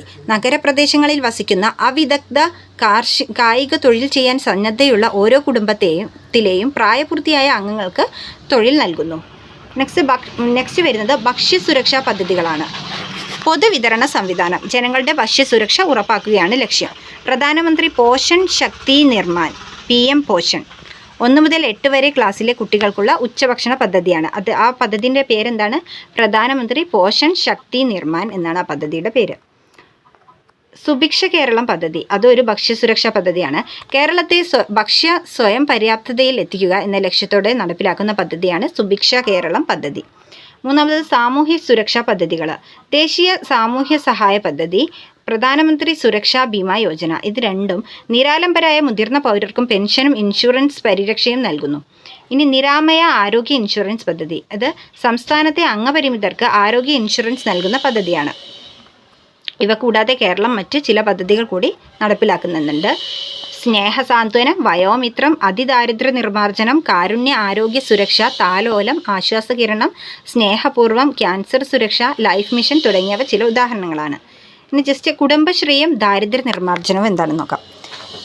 ദാരിദ്ര്യ ലഘൂകരണം സ്ത്രീകളുടെ സാമ്പത്തിക ഉയർച്ചയും ലക്ഷ്യമിട്ട് 1998 മെയ് 17 ആരംഭിച്ച പദ്ധതിയാണ് കുടുംബശ്രീ. സാമൂഹ്യ ജീവിതത്തിൻ്റെ ഭൂരിഭാഗം മേഖലകളിലും ഈ പ്രസ്ഥാനം വ്യാപിച്ചു കഴിഞ്ഞു. ഷീ സ്റ്റാർട്സ്, ജനകീയ ഹോട്ടലുകൾ, കൊച്ചി മെട്രോ സർവീസ്, കേരളത്തിലെ ആദ്യ വാട്ടർ മെട്രോ സർവീസ് എന്നിവയിലും കുടുംബശ്രീ അംഗങ്ങൾ തൊഴിലെടുക്കുന്നു. രാജ്യത്തെ ബഹുഭൂരിപക്ഷം സംസ്ഥാനങ്ങളും കുടുംബശ്രീ മാതൃക ഏറ്റെടുത്തിട്ടുണ്ട്. കുടുംബശ്രീയുടെ അനുഭവങ്ങളും നേട്ടങ്ങളും ദാരിദ്ര്യ നിർമ്മാർജ്ജനത്തിനും വൈജ്ഞാനിക സമ്പദ്വ്യവസ്ഥ സൃഷ്ടിക്കുന്നതിനും സാമൂഹ്യ മൂലധന സമാഹരണത്തിനും സഹായകമാണ്. ഇനി ഭക്ഷ്യസുരക്ഷ. ഒരു സമൂഹത്തിലെ എല്ലാവർക്കും എല്ലായ്പ്പോഴും അവർക്ക് ആവശ്യമായ അളവിൽ സുരക്ഷിതവും പോഷകസമ്പുഷ്ടവുമായ ആഹാരം ലഭ്യമാക്കുകയും അവ നേടാൻ ആവശ്യമായ സാഹചര്യം ഉറപ്പാക്കുകയും ചെയ്യുക എന്നതാണ് ഭക്ഷ്യസുരക്ഷ കൊണ്ട് അർത്ഥമാക്കുന്നത്. ഭക്ഷ്യസുരക്ഷ ഉറപ്പുവരുത്താൻ കഴിയാത്തത് എന്തുകൊണ്ടാണ്? കാലാവസ്ഥാ വ്യതിയാനം, വരുമാനക്കുറവ്, ലഭ്യതക്കുറവ്, വ്യവസായവൽക്കരണം, വിലവർദ്ധനവ്, വിതരണത്തിലെ അസന്തുലിതാവസ്ഥ ഇതെല്ലാമാണ് കാരണങ്ങൾ. ഇനി വിശപ്പ് രഹിത കേരളം. പട്ടിണിയില്ലാതാക്കി കേരളത്തെ ഒരു വിശപ്പുരഹിത സംസ്ഥാനമാക്കി മാറ്റുക എന്നതാണ് വിശപ്പുരഹിത കേരളം പദ്ധതിയുടെ പ്രധാന ലക്ഷ്യം. 2017-2018 മുതൽ കുടുംബശ്രീയുടെയും തദ്ദേശ സ്വയംഭരണ സ്ഥാപനങ്ങളുടെയും സഹായത്തോടെയാണ് പദ്ധതി നടന്നു വരുന്നത്. ഇത്തരം നൂതന പദ്ധതികളുടെ എല്ലാവർക്കും ആവശ്യമായ ഭക്ഷണം ഉറപ്പുവരുത്തുക വഴി ഭക്ഷ്യസുരക്ഷ കൈവരിക്കുക എന്നതാണ് ലക്ഷ്യം. ആരോഗ്യപൂർണ്ണമായ ജീവിതം നിലനിർത്തുവാൻ പോഷകസമൃദ്ധമായ ആഹാരം മതിയായ അളവിൽ ആവശ്യമാണ്. ഭക്ഷ്യസുരക്ഷയില്ലായ്മ പൊതുവെ സമൂഹത്തിലെ സാമ്പത്തികമായി പിന്നാക്കം നിൽക്കുന്നവരെയാണ് ബാധിക്കുന്നത്. എന്നാൽ ഭൂകമ്പം, വരൾച്ച, വെള്ളപ്പൊക്കം, സുനാമി, മഹാമാരികൾ തുടങ്ങിയവ നേരിടുമ്പോൾ രാജ്യത്തിലെ മറ്റു ജനവിഭാഗങ്ങളെയും ഭക്ഷ്യസുരക്ഷയില്ലായ്മ ബാധിക്കും. പൊതുവിതരണ സംവിധാനത്തിൻ്റെ ഫലപ്രദമായ ഇടപെടൽ മൂലം ഭക്ഷ്യക്ഷാമം ഒരു പരിധിവരെ പരിഹരിക്കപ്പെടാവുന്നതാണ്. അപ്പോൾ ഇത്രയും കാര്യങ്ങളാണ് ഈ ചാപ്റ്ററിൽ വരുന്നത്. അപ്പം നമ്മുടെ SCERT 7 standard 7 social science part 1 നമ്മളിവിടെ കംപ്ലീറ്റ് ചെയ്തു.